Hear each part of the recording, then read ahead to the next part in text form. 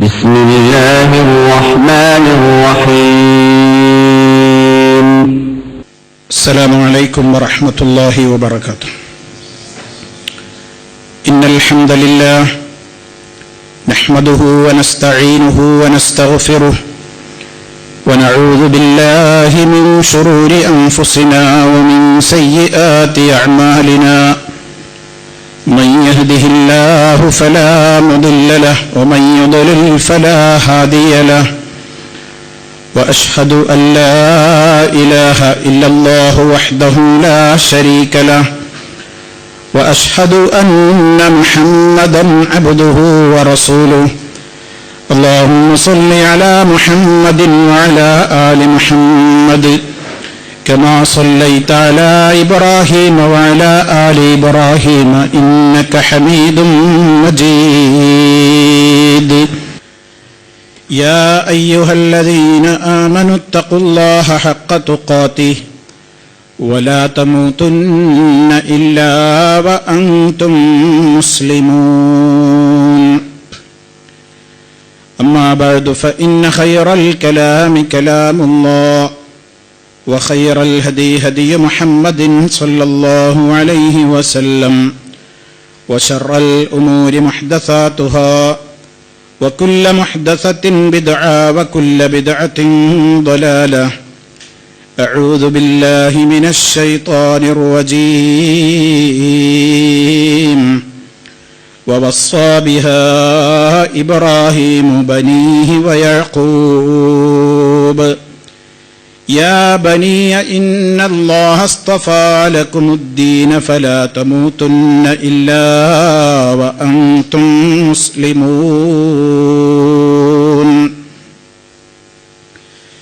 ليس اليتيم من انتهى أبواه من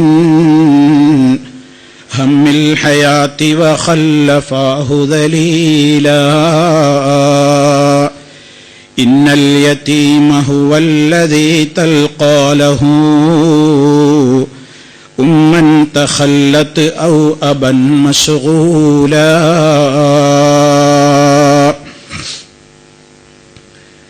സ്നേഹമുള്ള സത്യവിശ്വാസികളെ, വിശ്വാസിനികളെ, സഹോദരി സഹോദരന്മാരെ, സുഹൃത്തുക്കളെ,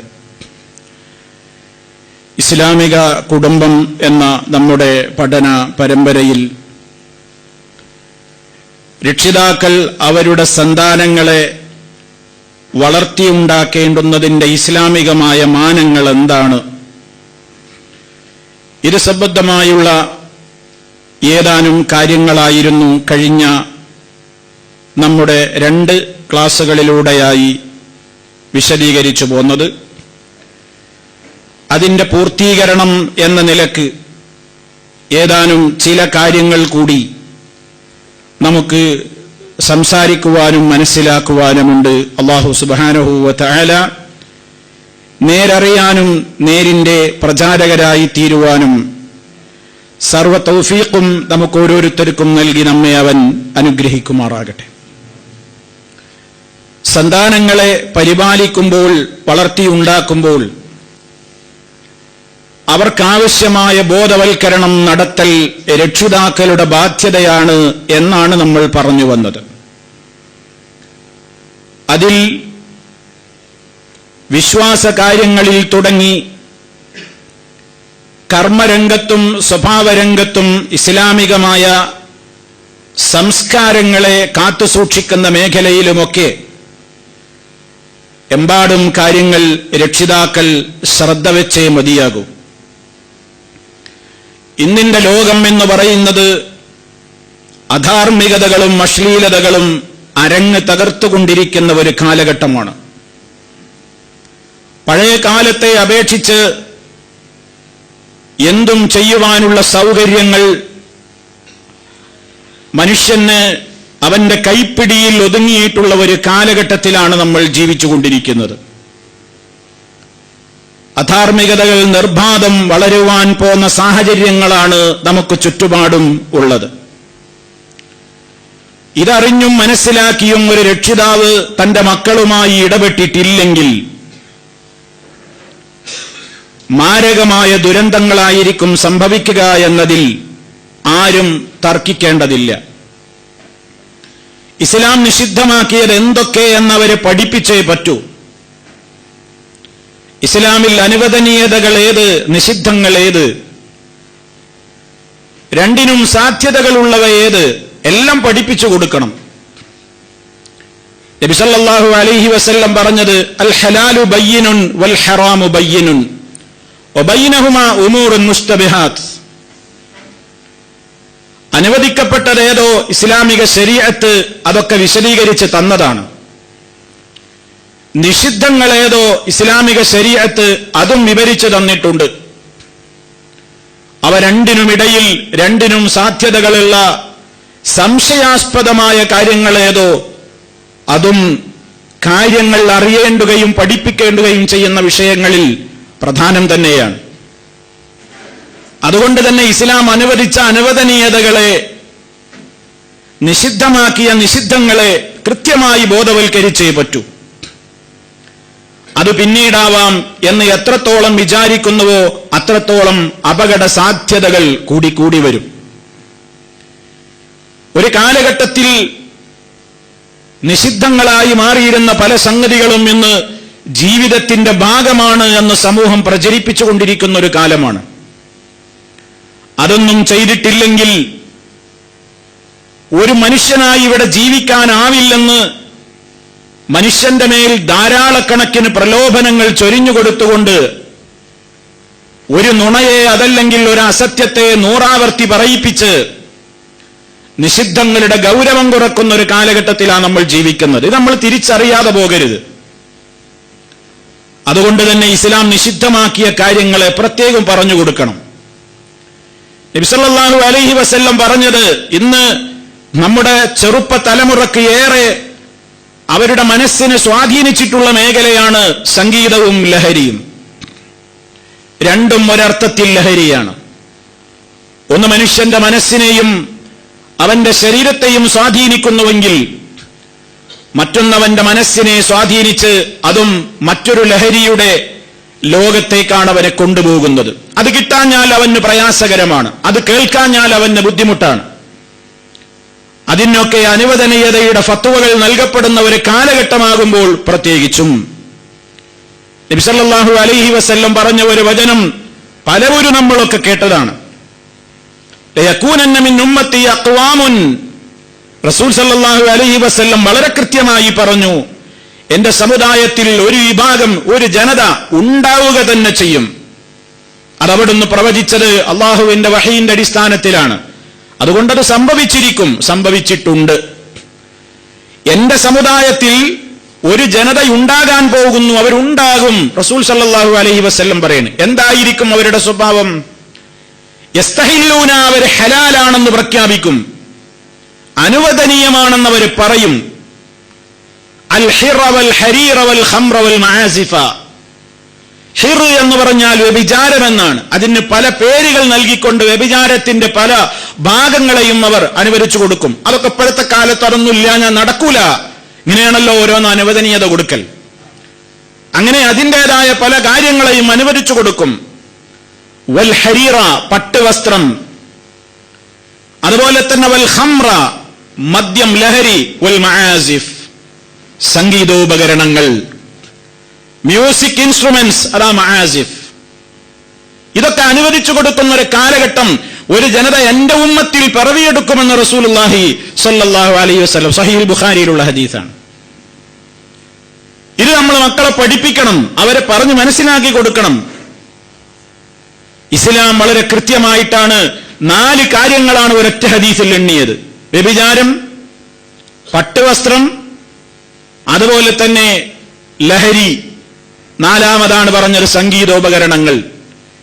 ഈ 4 പറയുന്നതിന്റെ മുമ്പേ നബി സല്ലല്ലാഹു അലൈഹി വസല്ലം പറഞ്ഞത് ഇതൊക്കെ ഹലാലാക്കി കൊടുക്കുന്ന ഒരു ജനത എന്റെ ഉമ്മത്തിൽ പിറവിയെടുക്കും എന്നാണ്.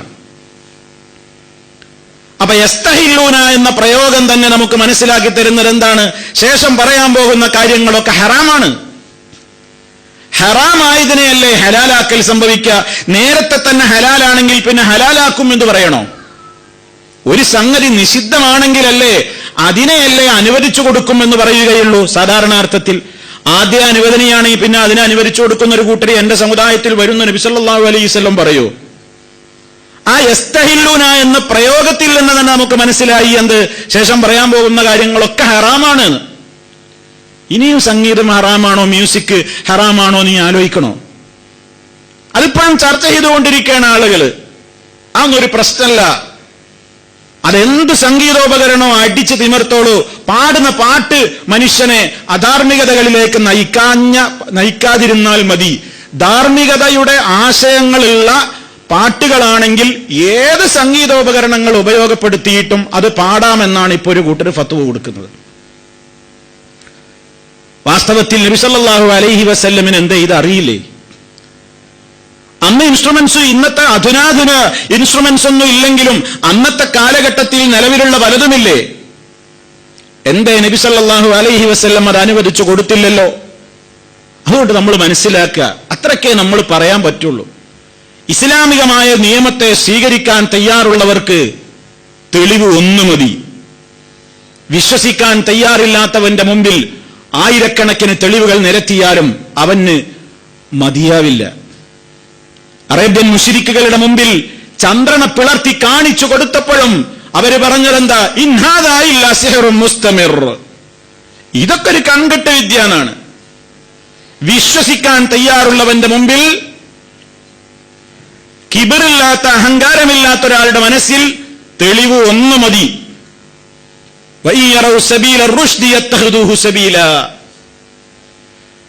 റുഷ്ദിന്റെ മാർഗം അവർ കണ്ടാൽ അവരതിനെ പിന്തുണക്കും. അത് മുഅ്മിനീങ്ങളുടെ സ്വഭാവമാണ്. അതേ അവസരത്തിലോ കിബറുള്ള ആളുകൾ അവർ നമ്മുടെ ദൃഷ്ടാന്തങ്ങളിൽ നിന്ന് മാറിപ്പോകും. അവർക്കിനി എത്ര ദൃഷ്ടാന്തങ്ങൾ ഓതിക്കൊടുത്തു കഴിഞ്ഞാലും അവർ കേൾക്കാത്തവരെ പോലെ നടക്കും. വല്ലാ മുസ്തക്ബിറൻ കഅല്ലം യസ്മഅഹാ കഅന്ന ഫീ ഉദുനൈഹി വഖറാ. അവരുടെ കാതുകളിൽ എന്തോ ഉരുക്കി ഒഴിച്ചിട്ടുണ്ട്, അതിലേക്കൊന്നും അത് കേറൂല എന്ന മട്ടിൽ എത്ര നീ അവരോട് വചനങ്ങൾ ഓതി കേൾപ്പിച്ചാലും അവരഹങ്കാരികളായിക്കൊണ്ട് കേൾക്കാത്തവരെ പോലെ തിരിഞ്ഞുകളയും. പരിശുദ്ധ ഖുർആൻ നമുക്ക് പറഞ്ഞു തരാണ്. അതുകൊണ്ട് സുഹൃത്തുക്കളെ, അള്ളാഹു നിഷിദ്ധമാക്കിയത് നിഷിദ്ധമാണ്. റസൂൽ സല്ലല്ലാഹു അലൈഹി വസല്ലം അള്ളാഹുവിന്റെ വഹി അനുസരിച്ചാണ് നിഷിദ്ധമാക്കിയത്. ആ നിഷിദ്ധങ്ങളൊക്കെ നിഷിദ്ധങ്ങളാണ്. ഇത് നമ്മളെ മക്കളെ പഠിപ്പിക്കണം. പടച്ചവനെ പേടിയുണ്ടാക്കണം, അള്ളാഹുവിനെ സംബന്ധിച്ചുള്ള ബോധമുണ്ടാക്കണം.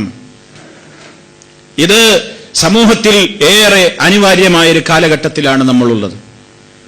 അതുപോലെ തന്നെ രണ്ട് കണ്ണുകൾ കൊണ്ട് വ്യഭിചാരമുണ്ടെന്ന് അവർക്ക് ബോധവൽക്കരണം നടത്തണം. അനാവശ്യങ്ങളെ നോക്കിക്കാണൽ, അശ്ലീലതകൾ നോക്കി ആസ്വദിക്കൽ, അശ്ലീലതകൾ കേൾക്കൽ, അശ്ലീലതകൾ പറയൽ, നാവ് കൊണ്ടുള്ള വ്യഭിചാരവും കണ്ണുകൊണ്ടുള്ള വ്യഭിചാരവും കാതുകൾ കൊണ്ടുള്ള വ്യഭിചാരവുമായി നബി സല്ലല്ലാഹു അലൈഹി വസല്ലം പഠിപ്പിച്ചിട്ടുണ്ട്. ലഹരി നുണയാത്തൊരു കാലഘട്ടം, ചിന്തിക്കാൻ പോലും കഴിയാത്തൊരവസ്ഥയിലേക്ക് ഇന്ന് നമ്മുടെ ടീനേജ് പ്രായത്തിലുള്ള ആളുകൾ മാറിക്കൊണ്ടിരിക്കുകയാണ്. കലാലയങ്ങളിൽ, ക്ലാസ് റൂമുകളിൽ വെച്ച് വരെ അധ്യാപകർ കണ്ടും കാണാതെയും മോന്തി കുടിക്കുന്ന വിദ്യാർത്ഥികളാണെന്ന് ക്യാമ്പസിലെ നിറഞ്ഞാടിക്കൊണ്ടിരിക്കുന്നത്. സെക്കൻഡറി തലത്തിൽ നിന്നും മാറി പ്രൈമറി തലങ്ങൾ, അപ്പർ പ്രൈമറിയിലുള്ള വിദ്യാർത്ഥികളുടെ സഞ്ചികളിൽ വരെ കഞ്ചാവിന്റെയും മയക്കുമരുന്നിന്റെയും പൊതികളാണ് സുലഭം. അശ്ലീലതകളുടെയും അധർമ്മങ്ങളുടെയും നിറഞ്ഞാടുന്ന വൃത്തികെട്ട ക്ലിപ്പുകളാണ് മെസ്സേജുകളായിക്കൊണ്ട് ബ്ലൂടൂത്തുകളുടെയും മറ്റ് സംവിധാനങ്ങളുടെയും കുട്ടികളുടെ മൊബൈലുകളിലേക്ക് പെയ്തിറങ്ങിക്കൊണ്ടിരിക്കുന്നത്. ഇതൊന്നും ഒരു രക്ഷിതാവും ഞാൻ അറിഞ്ഞില്ലേ, ഞാൻ വേറെ ഏതോ ഒരു ലോകത്താണ് ജീവിക്കുന്നത് എന്ന നിലക്ക്, ഞാനൊന്നും അറിഞ്ഞില്ലെന്ന നിലക്ക് കണ്ണടച്ചതുകൊണ്ട് ഈ തിന്മകളൊന്നും ഇല്ലാതാവില്ല. ഇതറിയണം. ഇതൊന്നും ഞാൻ അറിഞ്ഞില്ല എന്ന് ഒരു ഉമ്മയും ഒരു ഉപ്പയും വിചാരിച്ചു പോകരുത്. ഇതൊക്കെ അറിയണം. പച്ചയായി മക്കളോട് ബോധവൽക്കരണം കൊടുക്കണം. മൊബൈലൊക്കെ വാങ്ങിത്തരാം, കൊള്ളാം, പക്ഷേ പടച്ചവനെ പേടിച്ചോളണം. എത്ര കാലം നോക്കി നടത്താൻ പറ്റും നമുക്ക്? പണ്ട് കാലഘട്ടങ്ങളിൽ ആളുകൾ പറയാറുണ്ട്, എത്ര വെച്ചിട്ടാ മക്കളെ നോക്കുക, അടയ്ക്കൊന്നല്ലല്ലോ മടിയിൽ വെക്കാൻ എന്ന് പറഞ്ഞാൽ എന്താ? അത് പഴമക്കാരുടെ ഒരു പ്രയോഗമാണ്. അടയ്ക്കൊന്നല്ലല്ലോ മടിയിൽ വെക്കാൻ. ഇതിങ്ങനെ കൊണ്ടടക്കുന്നൊരു പ്രായല്ലേ? എത്ര കാലം നമുക്ക് നോക്കാൻ പറ്റും? അള്ളാനെ പേടി അവരുടെ മനസ്സിൽ ഉണ്ടാക്കലല്ലാതെ യാതൊരു നിവൃത്തിയില്ല. കാരണം യുഗം മാറി മാറി വരികയാണ്. എന്ത് കൺട്രോൾ അവർ രക്ഷിതാവിന് നോക്കാനെന്ന് കഴിയാം? എത്ര വരെ പിന്നാലെ പോകാൻ പറ്റും? അധുനാധുന സംവിധാനങ്ങളുടെ മീഡിയകളുടെയും കുതിച്ചു ചാട്ടത്തിനിടയിൽ എന്തും ചെയ്യാൻ സ്വാതന്ത്ര്യമുള്ള മക്കളാണെന്ന് ലോകത്തുള്ളത്. അള്ള കാണുന്നുണ്ട് മോനെ മോളെ, അള്ള കേൾക്കുന്നുണ്ട്. അള്ളാഹുവിന്റെ കണ്ണുകൾക്ക് ഉറക്കമില്ല, മയക്കമില്ല.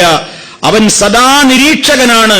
ഇന്നല്ലാഹ കാന അലൈക്കും റഖീബ എന്ന ബോധവൽക്കരണം അടിക്കടി കൊടുത്തുകൊണ്ടിരിക്കണം. നമുക്കതിനെവിടെ നേരം? നമുക്കതിനെവിടെ താല്പര്യം? ഒരു ദീനീ ക്ലാസുകളിലേക്ക് നമ്മുടെ മക്കളെ നമ്മൾ കൊണ്ടുവരുന്നുണ്ടോ? ഏറ്റവും കൂടുതൽ വെള്ളമൊഴിച്ച് നനച്ച് വളർത്തേണ്ടുന്ന ഒരു കാലഘട്ടമാണ് ഒരു ചെടിയുടെ വളർച്ചയുടെ കാലഘട്ടം.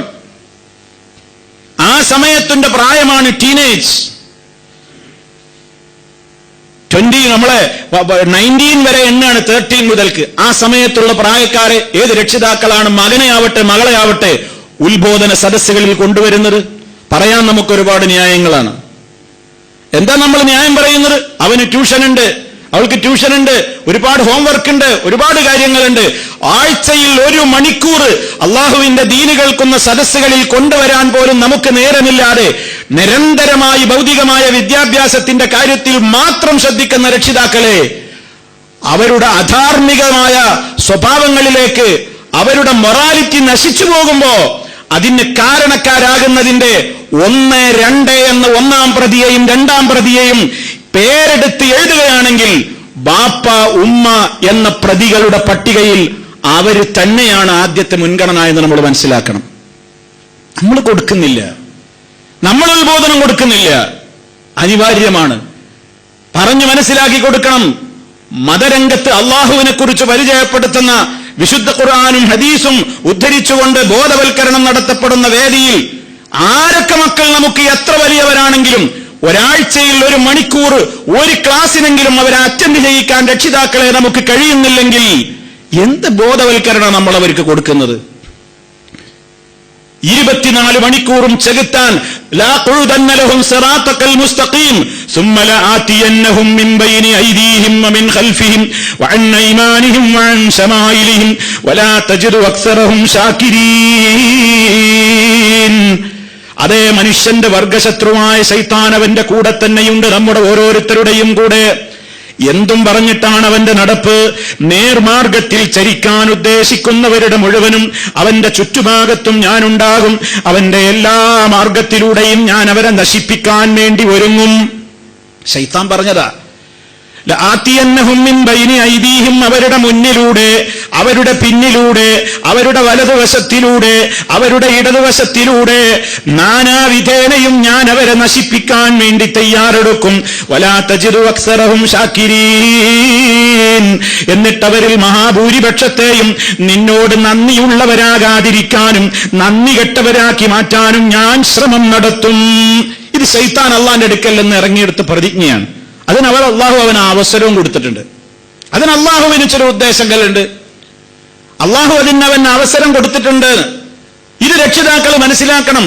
എന്നെയും എന്റെ മക്കളെയും നശിപ്പിക്കാൻ വേണ്ടിയുള്ള ഒരു വർഗശത്രു 24 മണിക്കൂറും നാനാവിധത്തിലുള്ള പരിശ്രമങ്ങൾ ചെലവഴിച്ചുകൊണ്ട് തകർക്കാൻ ഞങ്ങളുടെ കൂടെ തന്നെ ഞങ്ങൾ കാണാത്ത ആ ഒരു ശക്തി, മൽഊനായ അഭിശപ്തനായ ഒരു ശക്തി ഞങ്ങളുടെ കൂടെയുണ്ടെങ്കിൽ അവരെ നന്മയിലേക്ക് നയിക്കുന്ന 1 മണിക്കൂറെങ്കിലും ഒരാഴ്ചയിൽ കൊടുക്കാൻ എനിക്ക് കഴിയാതെ എന്ത് വിദ്യാഭ്യാസമാണ് ഞാൻ അവർക്ക് വെച്ച് കെട്ടുന്നത്?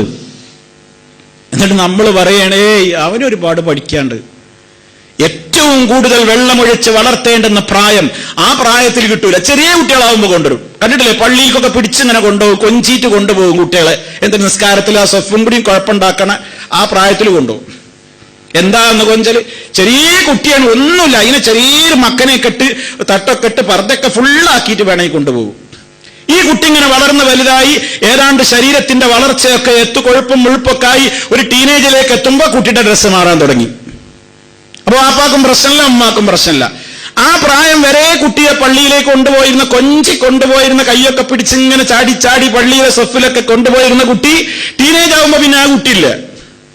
അവൻ ക്ലാസ്സിനുമില്ല, പള്ളിയിലുമില്ല, ജമാഅത്തിനുമില്ല, ജുമാഅക്കുമില്ല, ഉത്ബോധനങ്ങൾ കേൾക്കാനുള്ള. എന്താ രക്ഷിതാക്കളെ സംഭവിച്ചത് നമുക്ക്? എന്നിട്ട് ആരെയാണ് നമ്മൾ ഈ കുറ്റം പറയുന്നത്? നമ്മുടെ ബാധ്യത നമ്മൾ നിർവഹിച്ചോ? നമ്മൾ പറഞ്ഞു കൊടുക്കണം, നമ്മൾ പഠിപ്പിക്കണം. അവർക്ക് ഉത്ബോധനം കിട്ടേണ്ട കാലത്ത് കിട്ടുന്ന പാടും. ഉത്ബോധനങ്ങൾ കിട്ടിയാൽ പോലും അള്ളാന്റെ ഒരു തൗഫീഖാണ്, അത് നിലനിൽക്കണം. ഇതിന് നിരന്തരമായി നമ്മുടെ ഭാഗത്ത് നിന്നുണ്ടാകണം. ലുഖ്മാൻ എന്ന് പറയുന്ന മഹാനായ ഒരു വ്യക്തി തന്റെ മകനെ ഉത്ബോധനങ്ങൾ കൊടുക്കാത്ത ഏത് മേഖലയാ ഉണ്ടായത്? കഴിഞ്ഞ ക്ലാസ്സിൽ നമ്മളത് വിശദീകരിച്ചില്ലേ? എല്ലാ രംഗത്തേക്കും ആവശ്യമായ ഉത്ബോധനങ്ങൾ കൊടുത്തു. നമ്മൾ എത്ര കൊടുക്കുന്നുണ്ട്? നമ്മൾ പറയും, ഉസ്താദ് നിങ്ങൾ ഓനെ നന്നാക്കണം, നിങ്ങൾ ഓനൊന്ന് വിളിച്ചൊന്ന് ഉപദേശിക്കണേ. ബാപ്പ നിങ്ങൾ പിന്നെ എന്തിനാ? ബാപ്പ എന്തിനാ? ഞാൻ പറഞ്ഞ അവനാണ് കേൾക്കൂലെന്ന്. ആഹാ, അത്രക്കായിയല്ലേ? നമ്മൾ പറഞ്ഞ കേൾക്കൂലല്ലേ? കേൾക്കണമെങ്കിൽ ഞാൻ നേരത്തെ പറഞ്ഞില്ലേ, വലിയ മരമായ പിന്നെ കാര്യമില്ല, വളച്ചാ വളയൂല, ചെടിയാവുമ്പോ തന്നെ നോക്കണം. വളക്കേണ്ട പ്രായത്തിൽ വളക്കൂല. അപ്പൊ ഒരു ട്യൂഷനാണ്, ഒരു ബോർഡ് പഠിക്കാണ്ട് എന്നൊക്കെ പറഞ്ഞ് എല്ലാ ഇതുപോലുള്ള വേദികളിൽ നിന്നും നമ്മളവിടെ വീട്ടിലിട്ടു. സൗകര്യമായില്ലേ മക്കൾക്ക്? പാപ്പിയമ്മയും ക്ലാസ്സിനോട് പോന്നു, അല്ലെങ്കിൽ അവരോട് പോന്നു. മക്കളൊരു ഭാഗത്ത് അടച്ച് എല്ലാ സംവിധാനവും, വൈഫൈ, നല്ല സ്പീഡുള്ള സംവിധാനങ്ങളോ, പഠിക്കുക. അല്ല, പഠിക്കുകയാണ്. എല്ലാം പഠിക്കുന്നുണ്ട് അവൻ, എല്ലാം പഠിക്കുന്നുണ്ട്. ഇതൊന്നും അറിയാതിരുന്നിട്ടും കണ്ടില്ലെന്ന് നടിച്ചിട്ടൊന്നും ഇനി മുന്നോട്ട് പോകാൻ കഴിയില്ല. ഇതൊക്കെ അള്ളാന്റെ കോടതിയിൽ, പടച്ചറബിന്റെ കോടതിയിൽ മറുപടി ബോധിപ്പിക്കേണ്ടി വരുന്ന കാര്യങ്ങളാണെന്ന് നമ്മൾ മനസ്സിലാക്കുക. ഒരു കവി പറഞ്ഞ 2 വരി ഞാൻ നിങ്ങളിതിന്റെ തുടക്കത്തിൽ കേൾപ്പിച്ചില്ലേ? എന്താ അതിൽ പറയുന്ന ആശയം ഞാൻ നിങ്ങളൊന്ന് കേൾപ്പിക്കാം. നമ്മൾ സാധാരണ യത്തീം എന്ന് പറയൽ ആരനെയാണ്? വാപ്പല്ലാത്ത കുട്ടികളെ അല്ലെ? വാപ്പ മരിച്ചുപോയി, പാവം യത്തീം. എന്നാ ഇദ്ദേഹം പറയണ് അതിനേക്കാണ് വലിയ ചില യത്തീമുകൾ നമ്മളെ കൂട്ടത്തിലുണ്ട്.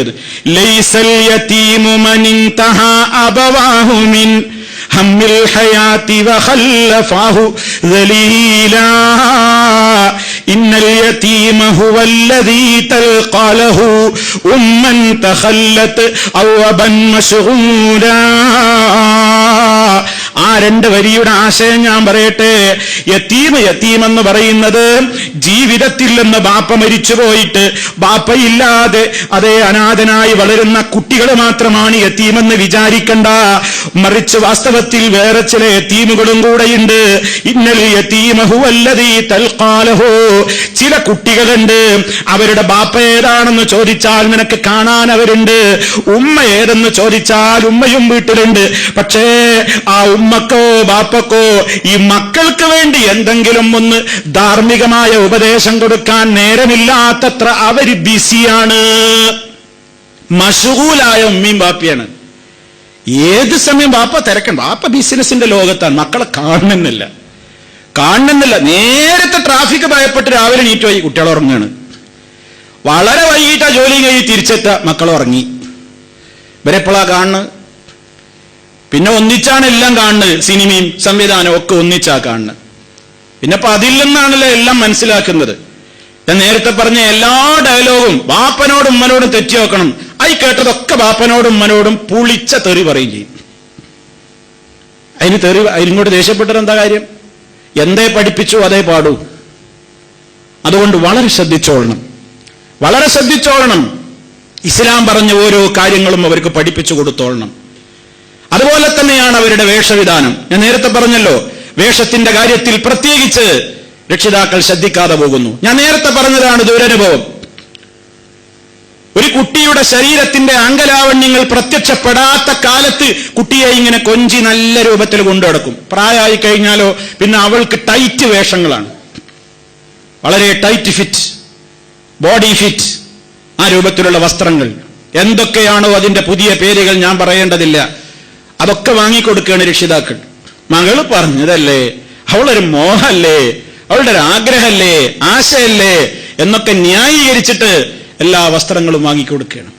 ശ്രദ്ധിക്കണം, അപകടത്തിന്റെ കുഴി ഞാൻ സ്വന്തം തോണ്ടിക്കൊണ്ടിരിക്കുകയാണ്. തന്റെ മക്കളുടെ സംസ്കാരത്തെ കബറടക്കാനുള്ള കുഴി ഞാൻ ഒരുക്കുകയാണ് എന്ന് ഓരോരുത്തരും ചിന്തിക്കണം. ആണിന്റെ വേഷം കെട്ടുന്ന പെണ്ണും പെണ്ണിന്റെ വേഷം കെട്ടുന്ന ആണും എന്ന് നബി സല്ലല്ലാഹു അലൈഹി വസല്ലമ ദീർഘവീക്ഷണത്തോടുകൂടെ തന്നെയാണ് പറഞ്ഞിട്ടുള്ളത്. ഇതൊരു തിരിച്ചറിയാൻ കഴിയോ? ഏതാണ് ഏതാ പെണ്ണ്? തിരിച്ചറിയാൻ കഴിയാത്തത്ര രൂപത്തിലുള്ള സംവിധാനങ്ങളായി ലോകത്ത്. നബി സല്ലല്ലാഹു അലൈഹി വസല്ലം പറഞ്ഞു, ലഅനല്ലാഹുൽ മുതശബ്ബിഹാതി മിനൻ നിസാഇ ബിർരിജാൽ വൽ മുതശബ്ബിഹീന മിനർ റിജാലി ബിന്നിസാ.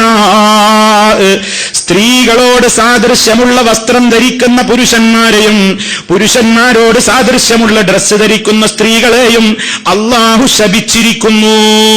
അള്ളാന്റെ കാരുണ്യത്തിൽ നിന്ന് അവര് ബഹുദൂരം അകറ്റി നിർത്തപ്പെട്ടവരാണ്. നാദാ ശാപം. മൽഊനീങ്ങളാണ്, അഭിശപ്തരാണ്. എല്ലാ രക്ഷിതാക്കളും ആലോചിക്കുക, എന്റെ കീഴിൽ വളരുന്ന എന്റെ പെൺകുട്ടി, എന്റെ മകൾ അള്ളാഹുവിന് തൃപ്തിയുള്ള വേഷത്തിലാണോ പുറത്തിറങ്ങുന്നത്, അതോ ചെകുത്താന് തൃപ്തിയുള്ള വേഷത്തിലാണോ? ഉത്ബോധനം കൊടുത്തേ പറ്റൂ. ഉത്ബോധനം കൊടുക്കണം. ഇല്ലെങ്കിലോ നമ്മുടെ ഉത്ബോധനത്തിന്റെ കുറവ് കാരണത്താൽ, നമ്മുടെ പ്രേരണയാൽ നമ്മൾ വാങ്ങിക്കൊടുക്കുന്ന ആ രൂപത്തിലുള്ള ഡ്രസ്സുമിട്ട് പുറത്തിറങ്ങുന്ന ഒരു പെണ്ണിനെ ആരൊക്കെ നോക്കി തെറ്റുകൾ ചെയ്യുന്നുവോ, ബാപ്പമാരെ, അതിന്റെയൊക്കെ ഉത്തരവാദിത്തം നമ്മുടെ പെരടിയിൽ കൂടിയുണ്ട്. നിസ്സംശയം. ആരും സംശയിക്കൊന്നും വേണ്ട. അത് മുഖേന ആരുടെയൊക്കെ കണ്ണുകളും ആരുടെയൊക്കെ മനസ്സുകളും തെറ്റിപ്പോകുന്നുവോ അതിന് ഈ ബാപ്പ ഉത്തരവാദി തന്നെയാണ്. രക്ഷപ്പെടൂല. നമ്മൾ ഗൗരവത്തോടെ മനസ്സിലാക്കണം. നമ്മൾ ചെയ്യേണ്ട ഡ്യൂട്ടി നമ്മൾ ചെയ്തേ പറ്റൂ. എന്നാൽ തന്നെയും നമുക്ക് ഉറപ്പില്ല. മഹാരഥനായ നൂഹ് നബി അലൈഹിസ്സലാത്തു വസ്സലാം മകന്റെ പിന്നാലെ നടന്ന് ഒരുപാട് ഉപദേശിച്ചിട്ട് നൂഹ് നബിക്ക് സ്വന്തം മകനെ നന്നാക്കാനായിട്ടില്ല. അത് വേറെ വിഷയം. പക്ഷേ ഡ്യൂട്ടിയായി തന്നെ നിർവഹിക്കണം. മനസ്സ് മാറ്റേണ്ടതും നന്നാക്കേണ്ടതും ഒക്കെ അള്ളാഹുവാണ്. നമ്മൾ കുറ്റക്കാരാവാൻ പാടില്ല. കാരണം എന്താണെന്നറിയോ? കാരണം ഏതൊരു മനുഷ്യനും നാളെ പരലോകത്ത് വെച്ച് അള്ളാഹുവിനോട് പറയും, ഞാൻ നശിക്കാനും പഴക്കാനും കാരണക്കാരായവർ ആരൊക്കെയുണ്ടോ മനുഷ്യവർഗത്തിലും ഭൂതവർഗത്തിലും ആരൊക്കെയുണ്ടോ, ആ മനുഷ്യവർഗം എന്ന് പറയുമ്പോൾ അത് നമ്മളെ വാപ്പിയുമ്മയൊക്കെ പെടും. അവര് നമ്മളെ വളർത്തേണ്ട കാലത്ത് നന്നായി വളർത്താത്ത ആ ഉത്തരവാദിത്തം നിർവഹിക്കാതെയാണ് മരിച്ചുപോയതെങ്കിൽ, നമ്മൾ പിഴക്കാൻ ആ രക്ഷിതാക്കൾ കാരണമായെങ്കിൽ, പരലോക കോടതിയിൽ വെച്ച് മനുഷ്യൻ പറയുന്ന ആ ആവലാതിയിലും കേസിലും ബാപ്പമാരെ ഉമ്മമാരെ നമ്മളും പെട്ടുപോകും. എന്താണ് മനുഷ്യൻ അവിടെ നിന്ന് വിലപിക്കുന്നത്? റബ്ബനാ അരിനല്ലദൈനി അദല്ലാനാ മിനൽ ജിന്നി വൽ ഇൻസി നജഅൽഹുമാ തഹ്ത അഖ്ദാമിനാ ലിയകൂനാ മിനൽ അസ്ഫലീൻ. ഞങ്ങളുടെ രക്ഷിതാവേ, അവിടെ വെച്ച് പറയുകയാണ്, ഞങ്ങളുടെ റബ്ബേ, അരിനാ, നീ ഞങ്ങൾക്ക് കാണിച്ചതായോ അല്ലദൈനി അദല്ലാനാ, ഞങ്ങൾ പഴക്കാൻ കാരണക്കാരായവർ, ഞങ്ങൾ വഴിപിഴച്ചു പോകാൻ നിമിത്തമായവർ, മിനൽ ജിന്നി വൽ ഇൻസി, മനുഷ്യരിലും ജിന്നുകളിലും പെട്ട ആരൊക്കെ ഞങ്ങൾ പിഴക്കാൻ നിമിത്തമായിട്ടുണ്ടോ, ഞങ്ങൾക്ക് നീ അവരെ ഒന്ന് കാണിച്ചതായോ. നജഅൽഹുമാ, ഞങ്ങൾ അവരെ ആക്കട്ടെ, തഹ്ത അഖ്ദാമിനാ, ഞങ്ങളുടെ കാലിന്റെ ചുവട്ടിലിട്ട്, ലിയകൂനാ മിനൽ അസ്ഫലീൻ, ഞങ്ങൾ അവരുടെ ശരീരത്തിൽ കയറിയിട്ടൊന്ന് ഞങ്ങളുടെ ദേഷ്യം തീർക്കട്ടെ, അവരെ ഒന്ന് കാണിച്ചതാ, ഞങ്ങൾ അവരുടെ മേലെ കയറി ഒന്ന് ചാടിയൊന്ന് ചവിട്ടിച്ചതക്കട്ടെ. ഇത് പറയുന്ന പറയുന്നത്. അതിൽ നമ്മളെ മക്കളുണ്ടെങ്കിലോ? എന്റെ വാപ്പ നോക്കേണ്ട കാലത്ത് നോക്കിയില്ല. എന്റെ വാപ്പ എനിക്ക് എല്ലാം തന്നു, വിദ്യാഭ്യാസം തന്നു, എല്ലാ സംവിധാനം തന്നു, വസ്ത്രം തന്നു, സംവിധാനങ്ങളൊക്കെ തന്നു. ദീൻ എനിക്ക് പഠിപ്പിച്ചു തന്നില്ല, മതം പഠിപ്പിച്ചു തന്നില്ല, അതിനുള്ള സംവിധാനങ്ങൾ ഒരുക്കി തന്നില്ല. ഉമ്മ അതൊന്നും ചിന്തിച്ചില്ല. കാണിച്ചതാ എനിക്കവരെ. അവരാണ് ഞാനും ഈ നിലയിലെത്താൻ കാരണം. അതുകൊണ്ട് ഞാൻ അവരെ കാലിന്റെ അടിയിലിട്ടൊന്ന് ചവിട്ടി അരക്കട്ടെ. നമ്മൾ വളർത്തിയുണ്ടാക്കിയ മക്കൾ നമുക്കെതിരെ പരലോകത്ത് തിരിയുന്നൊരു ദുരന്തം. ആർക്ക് വേണ്ടിയാ ഈ കഷ്ടപ്പെട്ടത്? ആർക്ക് വേണ്ടിയായി ഹലാലും ഹറാമും നോക്കാതെ പണം സമ്പാദിച്ചത്? ആരെ പോറ്റാനും ആരുടെ വിദ്യാഭ്യാസത്തിനും ആരുടെ ചികിത്സക്കും ആരുടെ സംരക്ഷണത്തിനും വേണ്ടിയാണ് ഈ പെടാപാടുപെട്ടത്? അവര് നാളെ പരലോകത്ത് നമ്മുടെ ശത്രുക്കളായി വരുന്ന ദുരന്തം അതെന്താണെന്നറിയോ? ഇവിടെ വെച്ച് ചെയ്യേണ്ടത് ചെയ്യാതാകുമ്പോഴാണ്. ചെയ്യേണ്ടത് ചെയ്തിട്ടും അവർ പഴച്ചുപോയെങ്കിൽ പരലോകത്ത് ഒരാളും ഉത്തരവാദിയാവില്ല. അമ്പിയാക്കളോട് വരെ അല്ലാഹു തആല നീ പറഞ്ഞിട്ട് എത്ര പേരെ നന്നാക്കിയെന്ന് ചോദിക്കൂല, അവിടെ എണ്ണം ചോദിക്കൂല. പക്ഷെ എത്ര പേർക്ക് നീ സത്യത്തിന്റെ സന്ദേശം പഠിപ്പിച്ചു കൊടുത്തു എന്ന ചോദ്യമുണ്ട്. അത് നമ്മളോടും ഉണ്ട്. അത് മറക്കരുത്. നിരന്തരം നമ്മെ നശിപ്പിക്കാനും നമ്മളെ മക്കളെ നശിപ്പിക്കാനും ശൈത്താൻ വലവിരിച്ചൊരു കാലഘട്ടത്തിൽ ഒരാഴ്ചയിൽ 1 മണിക്കൂറെങ്കിലും അള്ളാഹുവിന്റെ ദീന് പഠിപ്പിക്കുന്ന വേദികളിൽ കൊണ്ടുവരാൻ രക്ഷിതാക്കളെ നമ്മൾ തയ്യാറില്ലെങ്കിൽ വലിയ ദുരന്തം തന്നെയാണ് ഏറ്റുവാങ്ങേണ്ടി വരിക. അതുകൊണ്ട് ഇത് നമ്മുടെ ബാധ്യതയാണ്. നമ്മൾ അവർക്ക് പഠിപ്പിച്ചു കൊടുക്കണം. സ്വർണം നിഷിദ്ധമാണൊരു പുരുഷന് എന്നവരറിയണം. പട്ടുവസ്ത്രം നിഷിദ്ധമാണെന്നറിയണം. നബി സല്ലല്ലാഹു അലൈഹി വസല്ലമ അവിടുത്തെ ഒരു കൈയിൽ പട്ടുവസ്ത്രവും ഒരു കൈയിൽ സ്വർണവും പിടിച്ചിട്ട് പറഞ്ഞു, ഇന്ന ഹാദൈനി ഹറാമുൻ അലാ ദുകൂരി ഉമ്മത്തി. ഇത് രണ്ടും, ഒരു കൈയിൽ പട്ടുവസ്ത്രം പിടിച്ചു, മറുകൈയിൽ സ്വർണവും എടുത്തിങ്ങനെ പൊക്കി കാണിച്ചിട്ട് പറഞ്ഞു, ഇന്ന ഹാദൈനി, ഇത് രണ്ടും ഹറാമുൻ അലാ ദുകൂരി ഉമ്മത്തി, എന്റെ സമുദായത്തിലെ പുരുഷവർഗത്തിന് നിഷിദ്ധമാണ്. പഠിപ്പിച്ചു കൊടുക്കണം. അതിന് ബാപ്പന്റെ കൈമ തന്നെ മോതിര, ബാപ്പന്റെ കൈമ തന്നെ മോതിരാവും, അല്ലെങ്കിൽ ബാപ്പന്നെ ചെയിനിട്ടിട്ട് ഇങ്ങനെ നടക്കണ്ടാവും. പഠിപ്പിച്ചു കൊടുക്കണം. ആരാ ഇതൊക്കെ പഠിപ്പിച്ചു കൊടുക്കേണ്ടത്? നമ്മൾ തന്നെ. അവർക്ക് ബോധവൽക്കരണം കിട്ടണം. അതുപോലെ സുഹൃത്തുക്കളെ, വളർന്നു വരുന്ന നമ്മുടെ വീട്ടിലുള്ള നമ്മുടെ മക്കൾ ഇടകലരൽ എന്ന മസല എന്താണെന്ന് അവർ പഠിക്കണം. ആരുമായി, ആരൊക്കെ നമുക്ക് അന്യരാണ്, ആരൊക്കെ നമ്മുടെ സ്വന്തമാണ്, ഇതൊന്നും മനസ്സിലാക്കപ്പെടാത്തൊരു കാലഘട്ടമാണ്. പലപ്പോഴും നമ്മുടെയൊക്കെ നാട്ടിലെ കൂട്ടുകുടുംബ സാഹചര്യങ്ങൾക്കനുസരിച്ച്, വളർന്നു വന്ന സാഹചര്യങ്ങളുടേതായ പ്രത്യേകതകൾക്കനുസരിച്ച് അന്യര് പോലും സ്വന്തം ബന്ധുവിന്റെ സ്ഥാനത്തേക്കാണ് മാറ്റപ്പെടുന്നത്. അതിന് നമ്മൾ ഓരോ പേരിട്ടും അത് കസിൻ ബ്രദറാണ്, ഇങ്ങനെയൊക്കെ ഓരോ പേര് നമ്മളത് പറയും. വാസ്തവത്തിൽ ആരാണ് മഹാരിമുകൾ എന്ന് പഠിപ്പിച്ചു കൊടുക്കണം. മഹ്റം എന്ന് പറഞ്ഞാൽ എന്താ? ഒരു പുരുഷനാവട്ടെ ഒരു സ്ത്രീ ആവട്ടെ മഹ്റം വേണമെന്ന് പറയുന്നില്ല. മഹ്റം എന്താ? ഈ മഹ്റം, എനിക്കൊരു പെൺകുട്ടിയെ ഞാനും ഒരു സ്ത്രീയും തമ്മിൽ വിവാഹബന്ധം അനുവദനീയമാണെങ്കിൽ ഞങ്ങൾ മഹ്റമല്ല, അന്യരാണ്. എനിക്ക് ആ സ്ത്രീ അന്യയാണ്, ആ സ്ത്രീക്ക് ഞാൻ അന്യനാണ്. അതാണ് മഹ്റം. അവരല്ലാത്ത അന്യരായ ആൾക്കാരാരാണ്? ബന്ധപ്പെട്ടവരാരാണ്? അവരുടെ മുമ്പിൽ പാലിക്കേണ്ട നിയമങ്ങളൊക്കെ പാലിക്കണം. തൊടാൻ പാടുണ്ടോ? ഷൈക്കൻഡ് കൊടുക്കാൻ പാടുണ്ടോ? ഒരുമിച്ചിരിക്കാൻ പാടുണ്ടോ?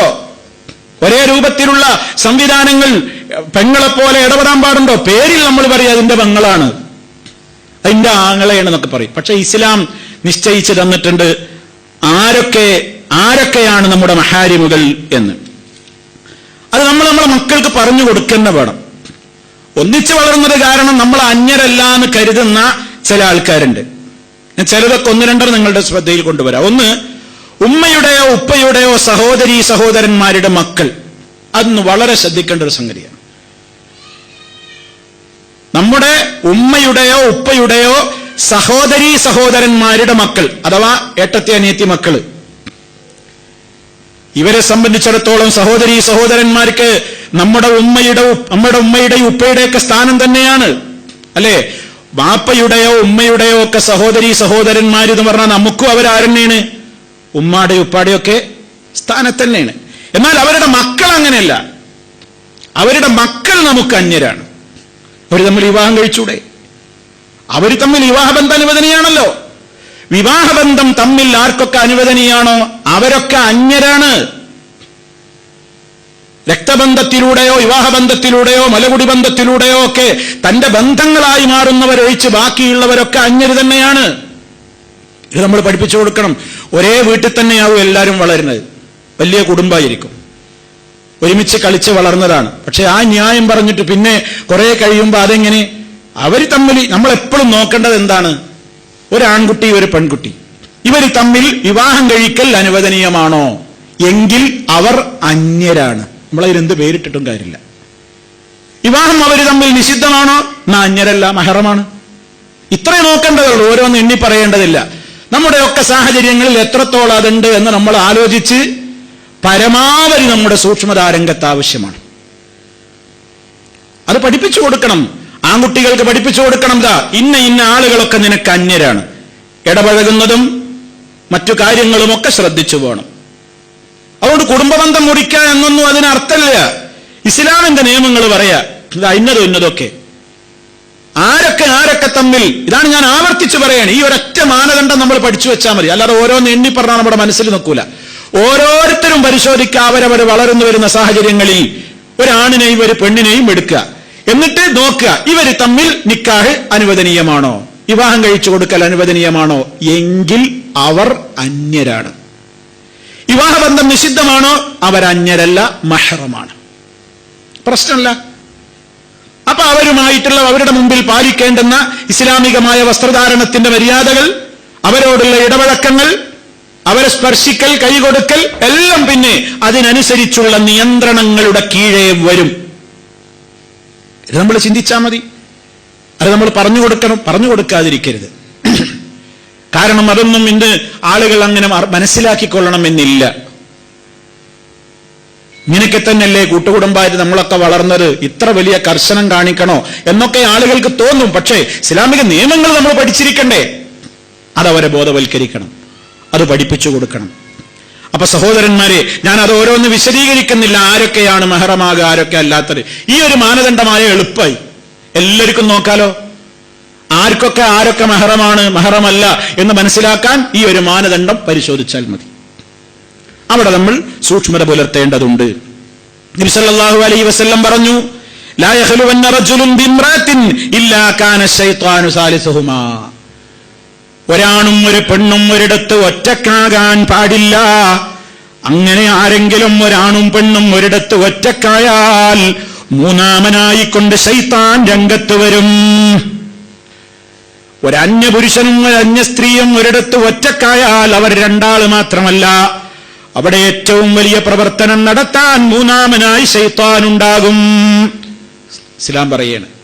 അതുകൊണ്ട് നമ്മുടെ പെൺകുട്ടികളുടെ അടുത്തേക്ക് ആരാണ് കടന്നു വരുന്നത്, ആരാണ് അവരുടെ സമീപത്തേക്ക് കടന്നു വരുന്നത്, അവരന്യരാണോ ബന്ധുക്കളാണോ എന്നത് നമ്മൾ നാട്ടുനടപ്പിലുള്ള ബന്ധുവാന്ന് പറഞ്ഞിട്ട് കാര്യമില്ല. ഈ പറഞ്ഞ മാനദണ്ഡ നോക്കേണ്ടത്. നബി സല്ലല്ലാഹു അലൈഹി വസല്ലം പറഞ്ഞു, ഇയ്യാകും വദ്ദുഖൂല അലൻ നിസാ.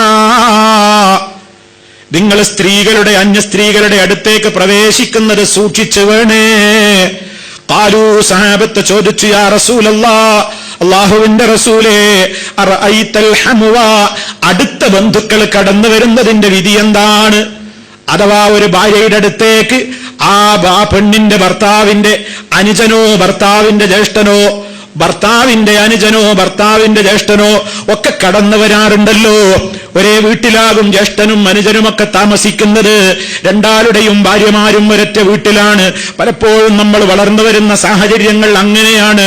അത്തരം ഘട്ടങ്ങളിൽ ആ ഇത്താത്തയുടെ അടുത്തേക്ക് പുതിയാപ്പളയുടെ അനുജൻ കടന്നു വരുന്നത്, അതല്ലെങ്കിൽ അനിയത്തിയുടെ അടുത്തേക്ക് ജ്യേഷ്ഠൻ പുതിയാപ്പള കടന്നു വരുന്നത്, എന്താണ് അതിന്റെ വിധി എന്ന് ചോദിച്ചപ്പോൾ നബി സല്ലല്ലാഹു അലൈഹി വസല്ലം ഒരൊറ്റ വാക്കിൽ മറുപടി പറയാണ്, അൽഹമു അൽ മൗത്ത്, അടുത്ത ബന്ധുക്കൾ എന്ന് പറയുന്നതും മരണമാകുന്നു. മൗത്ത് എന്നാ പറഞ്ഞത്. പണ്ഡിതന്മാരെ അതിന് പല വിശദീകരണം കൊടുത്തിട്ടുണ്ട്. അത് മരണത്തിലേക്ക് എത്തിക്കും. മരണം പോലെ സൂക്ഷിക്കേണ്ട സംഗതിയാണ് എന്നാണ് അതിന്റെ അർത്ഥം. കാരണം എന്താണ്? ഒരു അന്യൻ ഒരു വീട്ടിലേക്ക് കടന്നു വരുമ്പോ ആൾക്കാരൊക്കെ പറയാ, എന്താ അവനവിടെ? എല്ലാവർക്കും സംശയം ഉണ്ടാവും, കടന്നു വരാനും ഉണ്ടാവും ഒരു പേടി. അതേ അവസരത്തിൽ ഇങ്ങനെ സ്വന്തം കുടുംബത്തിലെ കസിന് മറ്റത് മറിച്ചത് എന്നൊക്കെ പറഞ്ഞ് എപ്പോഴും ഇടപഴകുന്ന ആൾ വീട്ടിലേക്ക് കടന്നു വരുമ്പോഴോ ആരും ശ്രദ്ധിക്കൂല, അതവന്റെ ബന്ധുവാണ്. അതിലാണ് അപകടം കൂടുതൽ, അതിലാണ് ഏറ്റവും ശ്രദ്ധിക്കേണ്ടത്, അതിലാണ് ഏറ്റവും വലിയ അപകടമുള്ളത്. ഇത് നബി സല്ലല്ലാഹു അലൈഹി വസല്ലം കൃത്യമായി പറഞ്ഞു. അപ്പൊ അന്യരന്യരന്നെയാണ്, അത് നമ്മൾ മനസ്സിലാക്കിയിരിക്കണം. ഇസ്ലാമികമായി നമുക്ക് ആ ബോധം ഈ സമൂഹത്തിന് കൊടുക്കാൻ കഴിയണം. അതുപോലെ തന്നെ സഹോദരന്മാരെ, സ്റ്റഡി ടൂറുകൾ എന്ന പേരിൽ നമ്മുടെ മക്കൾ എങ്ങോട്ടാണ് പോകുന്നത്? രക്ഷിതാക്കളെ ബോധവൽക്കരണം അനിവാര്യമായ മറ്റൊരു മേഖലയാണ്. സ്റ്റഡി ടൂറുകൾ എന്ന പേരിൽ നമ്മൾ പണമയച്ചു കൊടുക്കുകയാണ്. ധാരാളക്കണക്കിന് ഡേറ്റുകളിൽ അവരിതാ വീട് വിട്ട് പുറത്തേക്കിറങ്ങുകയാണ്. അവര് പലയിടങ്ങളിലും ചുറ്റിക്കറങ്ങുകയാണ്. തിരിച്ച് ഹോസ്റ്റലിൽ എത്തുന്ന നേരം എപ്പോഴാണ്? അതേ, പലപ്പോഴും അപകട മരണങ്ങൾ നടക്കുമ്പോ റിപ്പോർട്ട് ചെയ്യപ്പെടുന്ന വാർത്തകളൊന്നും വായിക്കുമ്പോ മനസ്സിനൊരു സമാധാനം തോന്നുന്നുണ്ടോ? എപ്പോഴാണ് മടങ്ങി വരുന്നത്, എപ്പോഴാണ് ടൂർ കഴിഞ്ഞ് തിരിച്ചെത്തുന്നത്, എവിടേക്കാണ് പോകുന്നത്, ഏത് മെഹ്റമിന്റെ കൂടെയാണ് യാത്ര ചെയ്തത്. വിവാഹബന്ധം നിഷിദ്ധമായ ഒരാളുടെ കൂടെയല്ലാതെ ഒരു പെണ്ണും തനിച്ച് യാത്ര ചെയ്യാൻ പാടില്ലെന്ന് പഠിപ്പിച്ച ഇസ്ലാം നിർബന്ധിത സാഹചര്യങ്ങൾ കാരണത്താൽ പലപ്പോഴും മിക്സഡ് സ്ഥാപനങ്ങളിൽ നമ്മുടെ മക്കളെ പഠിപ്പിക്കേണ്ടി വരുമ്പോഴും സൂക്ഷ്മത പാലിക്കേണ്ടുന്നത്ര സൂക്ഷ്മത നമുക്ക് പാലിച്ചുകൂടെ? അന്യരുടെ കൂടെ സ്റ്റഡി ടൂർ എന്ന് പേരിട്ടാലും മറ്റേത് പേരിട്ടാലും അവരെ പുറത്തേക്ക് അയക്കാതിരുന്നുകൂടെ? ഇതിന്ന് രക്ഷിതാക്കൾ ശ്രദ്ധിക്കാതെ പോകുന്നു. അപകടങ്ങൾ നിരവധി നടക്കുന്നു. ഇസ്ലാം പഠിപ്പിച്ചു തരാണ്. എന്താ നമ്മൾ ആലോചിക്കാത്തത്? നമ്മൾ പറയുന്നത് അതൊക്കെ അവരുടെ പഠനത്തിന്റെ ഒരു ഭാഗമല്ലേ, അതൊരു സ്റ്റഡി ടൂർ എന്ന് പേരിട്ടതല്ലേ, ഒരു പഠന ആവശ്യാർത്ഥമുള്ള ഒരു ടൂറാണ്. എന്ത് പേരിട്ടാലും ഇസ്ലാം അതിന് അനുവദിച്ചിട്ടുണ്ടോ? അത് നമ്മൾ ശ്രദ്ധിക്കണ്ടേ? ശ്രദ്ധിക്കാവുന്നത്ര നമുക്ക് ശ്രദ്ധിച്ചുകൂടെ? എന്നാൽ തന്നെയും നമുക്ക് നിർബന്ധിതമായ സാഹചര്യങ്ങളിൽ ഒട്ടേറെ പ്രയാസങ്ങളിലൂടെയും വിഷമങ്ങളിലൂടെയും നമുക്ക് കടന്നു പോകേണ്ടി വരികയാണ്. അതല്ലാതെ നിവൃത്തിയില്ലാത്തത് കൊണ്ട് പലപ്പോഴും പല രൂപത്തിലുള്ള പ്രയാസങ്ങൾക്കും നമ്മൾ അടിമപ്പെടുകയാണ്.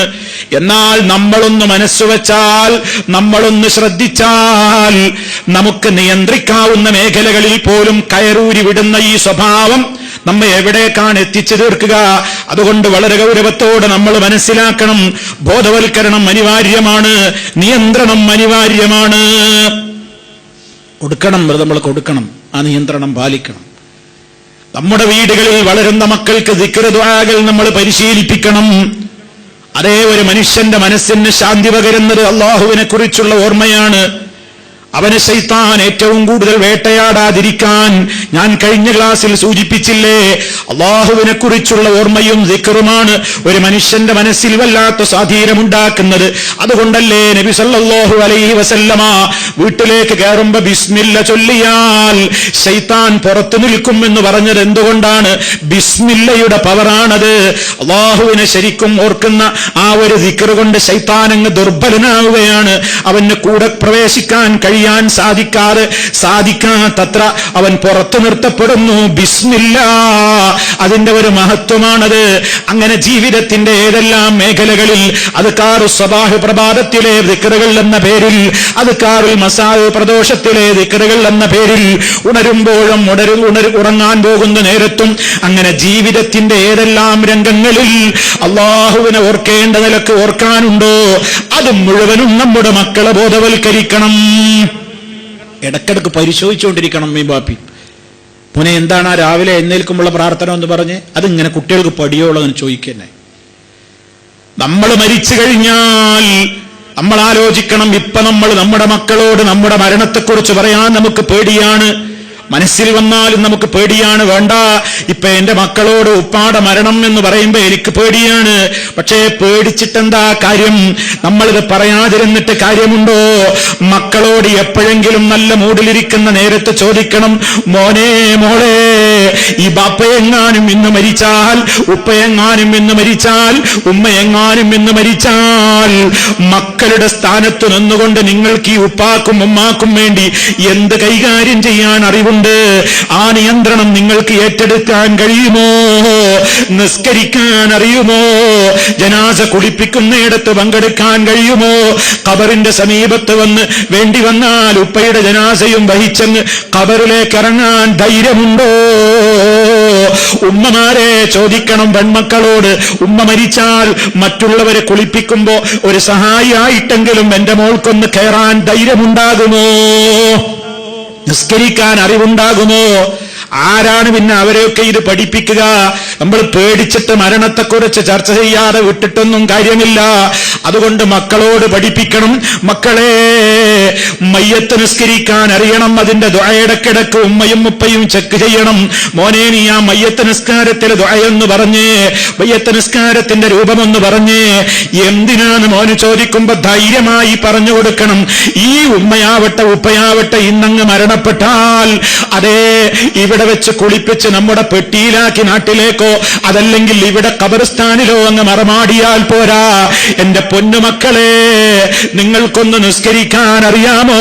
അല്ലാഹുമ്മ ഗ്ഫിർ ലി ഉമ്മി, അല്ലാഹുമ്മ ഗ്ഫിർ ലഹു വർഹംഹു. അതല്ലെങ്കിൽ കൃത്യമായി തന്നെ എങ്ങനെയാണ് റസൂൽ സല്ലല്ലാഹു അലൈഹി വസല്ലം പഠിപ്പിച്ചതെങ്കിൽ ആ ദുആ ചൊല്ലിക്കൊണ്ട് നിസ്കരിക്കാൻ അറിയാമോ? ബാപ്പമാരെ, ഉമ്മമാരെ, മക്കളോടത് നിരന്തരം ചോദിച്ചുകൊണ്ടിരിക്കണം. ആകഞ്ഞി അവർക്ക് ചെയ്യാനുള്ളത്, ദുന്യാവെന്ന് ചെയ്യാനുള്ളത് നമ്മൾ മരിക്കുന്നതിന് നമുക്കുള്ളൊരു ജനാസ സംസ്കാരം. നമുക്കൊക്കെ നമ്മുടെ മക്കളെ കുറിച്ച് വലിയ പ്രതീക്ഷകളാണ് വേണ്ടത്. എന്തുകൊണ്ടാണ് ഇത്രത്തോളം നമ്മുടെ മക്കളുടെ കാര്യത്തിൽ നമുക്കിത്ര ബേജാറ് വേണമെന്ന് പറയുന്നത്? നമ്മേക്കാളൊക്കെ മുന്തിയ നേതാക്കന്മാർക്ക് വരെ മക്കളുടെ കാര്യത്തിൽ ബേജാറായിരുന്നു. മഹാനായ ഇബ്രാഹിം നബി അലൈഹി സ്വലാത്തു വസ്സലാം, അല്ലാഹുവിന്റെ ഖലീൽ എന്ന ഏറ്റവും വലിയ സ്ഥാനപ്പേര് കിട്ടിയ മഹാരഥനായ ഇബ്രാഹിം നബി അലൈഹിസ്സലാം അല്ലാഹുവിനോട് നിരന്തരം തേടിയിരുന്ന തേട്ടങ്ങൾ പരിശുദ്ധ ഖുർആൻ നമുക്ക് പഠിപ്പിച്ചു തരുന്നില്ലേ?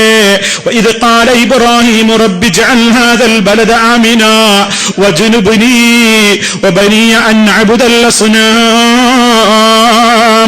ഇബ്രാഹിം നബി അലൈഹി സ്വലാത്തു വസ്സലാം അല്ലാഹുവോട് തേടുകയാണ്, റബ്ബേ ഈ രാജ്യത്തെ നീ നിർഭയത്വമുള്ള മണ്ണാക്കണേ, വജ്നുബ്നി എന്നെ അകറ്റിത്തരണേ, വബനിയ എന്റെ മക്കളെയും അൻ അബ്ദൽ അസ്നാം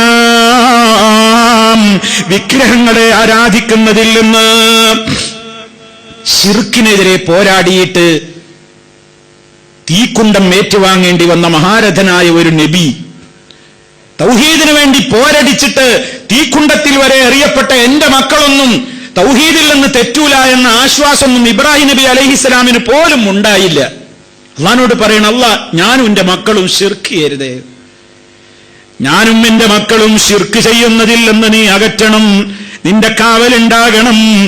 അതുപോലെ തന്നെ ഇസ്മായിൽ എന്ന പൊന്നോമന പുത്രനെ ഇന്ന് പരിശുദ്ധ കഅബ നിലനിൽക്കുന്ന ആ ഊഷരമായ മരുഭൂമിയിൽ കൊണ്ടുപോയി കൈക്കുഞ്ഞായിരിക്കെ താമസിപ്പിച്ച കാലത്തും മഹാരഥനായ ഇബ്രാഹിം നബി അലൈഹിസ്സലാം അന്ന് തൊട്ട് തുടങ്ങിയ പ്രാർത്ഥനയാണ്, റബ്ബി ഇന്നി അസ്കൻതു മിൻ ദുരിയതി ബിവാദിൻ ഗൈരി ദീ സറഇൻ ഇൻദ ബൈതികൽ മുഹറമി റബ്ബനാ ലിയുഖീമുസ്സലാ.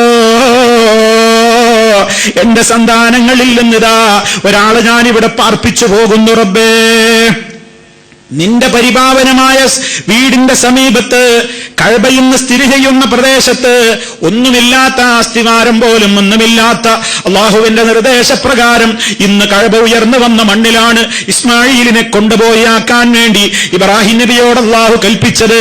അങ്ങനെ ആ കൈക്കുഞ്ഞിനെ അവിടെ ആക്കി പോകുമ്പോ അന്ന് തൊട്ട് തുടങ്ങിയ പ്രാർത്ഥനയാണ്, റബ്ബേ ഇവരെ ഇവിടെ ഞാനാക്കി പോകുന്നു, റബ്ബനാ ലിയുഖീമുസ്സലാ, അവർ നിസ്കാരം നിലനിർത്തുന്നവരായേക്കാൻ വേണ്ടി.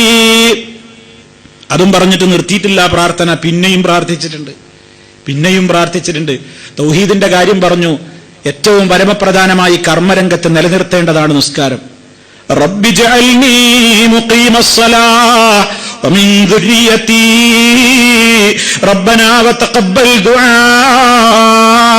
ഇബ്രാഹിം നബി അലൈഹിസ്സലാമിന്റെ പ്രാർത്ഥനയാണ്, റബ്ബേ നീ എന്നെ നിസ്കാരം സമയത്ത് നിലനിർത്തുന്നവനാക്കണേ, വമിൻ ദുർരിയതീ എന്റെ സന്താനങ്ങളിൽ നിന്നും നിസ്കാരം ശരിക്ക് നിലനിർത്തുന്നവരെ എനിക്ക് തരണം, റബ്ബനാ വതഖബ്ബൽ ദുആ, ദുആ സ്വീകരിക്കണേ റബ്ബേ. ഇബ്രാഹിം നബി അലൈഹിസ്സലാം ഭയപ്പെട്ടു, മക്കൾക്ക് വേണ്ടി ഇന്റെയൊക്കെ മക്കൾ പിന്നെ നിസ്കരിച്ചിട്ടില്ലേ, പിന്നെ ആരുടെ മക്കളാ നിസ്കരിക്കുക? അങ്ങനത്തെ ഒരു ആശ്വാസമൊന്നും മഹാനായ ഇബ്രാഹിം നബി അലൈഹി ഇസ്ലാമിന് ഉണ്ടായില്ല. മക്കളെ കാര്യത്തിൽ നേരത്തെ ആ പേടി വേണം. മറിയം ബീവിയെ ഉമ്മ ഗർഭം ധരിച്ചുകൊണ്ടിരിക്കുന്ന വേളയിൽ പരിശുദ്ധ ഖുർആൻ പറയുകയാണ്, വഇന്നി ഉഈദുഹാ ബിക വദുർരിയതഹാ മിനശ് ശൈത്താനിർ റജീം. ഉമ്മ മറിയം ബീവിയെ ഗർഭം ധരിച്ചുകൊണ്ടിരിക്കുന്ന വേളയിൽ വയറ്റിലുള്ള കുഞ്ഞിന് വേണ്ടി അന്ന് തുടങ്ങിയ പ്രാർത്ഥനയാണ്. ഗർഭമുണ്ടെന്നറിഞ്ഞ കാലം തൊട്ടേ മക്കൾക്ക് വേണ്ടി പ്രാർത്ഥന തുടങ്ങിപ്പോയി. എന്താ പ്രാർത്ഥിച്ചത്? ഇന്നി ഉഈദുഹാ ബിക വദുർരിയതഹാ, ഇതാ അവൾക്ക് വേണ്ടിയും നിന്നോടിതാ ഈ കുഞ്ഞിന് വേണ്ടിയും കുഞ്ഞിന് ജനിക്കാനിരിക്കുന്ന സന്താനങ്ങൾക്ക് വേണ്ടിയുമൊക്കെ മിനശ് ശൈത്താനിർ റജീം, ശപിക്കപ്പെട്ട ആട്ടിയോടിക്കപ്പെട്ട ശൈത്താന്റെ എല്ലാ ശർറിൽ നിന്നും ഞാൻ നിന്നോട് കാവൽ ചോദിക്കുന്നു. ഇമ്രാന്റെ ഭാര്യ ഇമ്രാത്തു ഇമ്രാൻ എന്ന് പരിശുദ്ധ ഖുർആൻ പറഞ്ഞ ആ പെണ്ണ്, ആ വനിതാരത്നം അള്ളാഹുവിനോട് ഗർഭത്തിലെ തേടിക്കൊണ്ടിരിക്കുന്നു.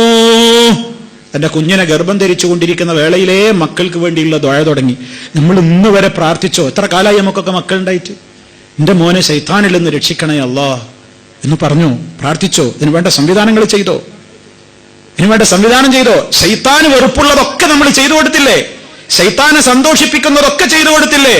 ശൈത്താനിൽ നിന്ന് രക്ഷ കിട്ടാൻ വേണ്ട ആവശ്യമായ ഒരു ഉത്ബോധനത്തിന്റെ വേദിയിലേക്ക് വരെ നമ്മൾ കൊണ്ടുവന്നോ? ഇല്ല, നമുക്ക് ടൈമില്ല. നമ്മൾ ആലോചിക്കണം, ആരാ പ്രതിപട്ടികയിൽ 1-ാം സ്ഥാനത്തും 2-ാം സ്ഥാനത്തും എണ്ണപ്പെടേണ്ടത്? ബാപ്പയും ഉമ്മയും തന്നെ. അതുകൊണ്ടാ പറയുന്നത് നമുക്ക് ചില ബാധ്യതകളുണ്ട്.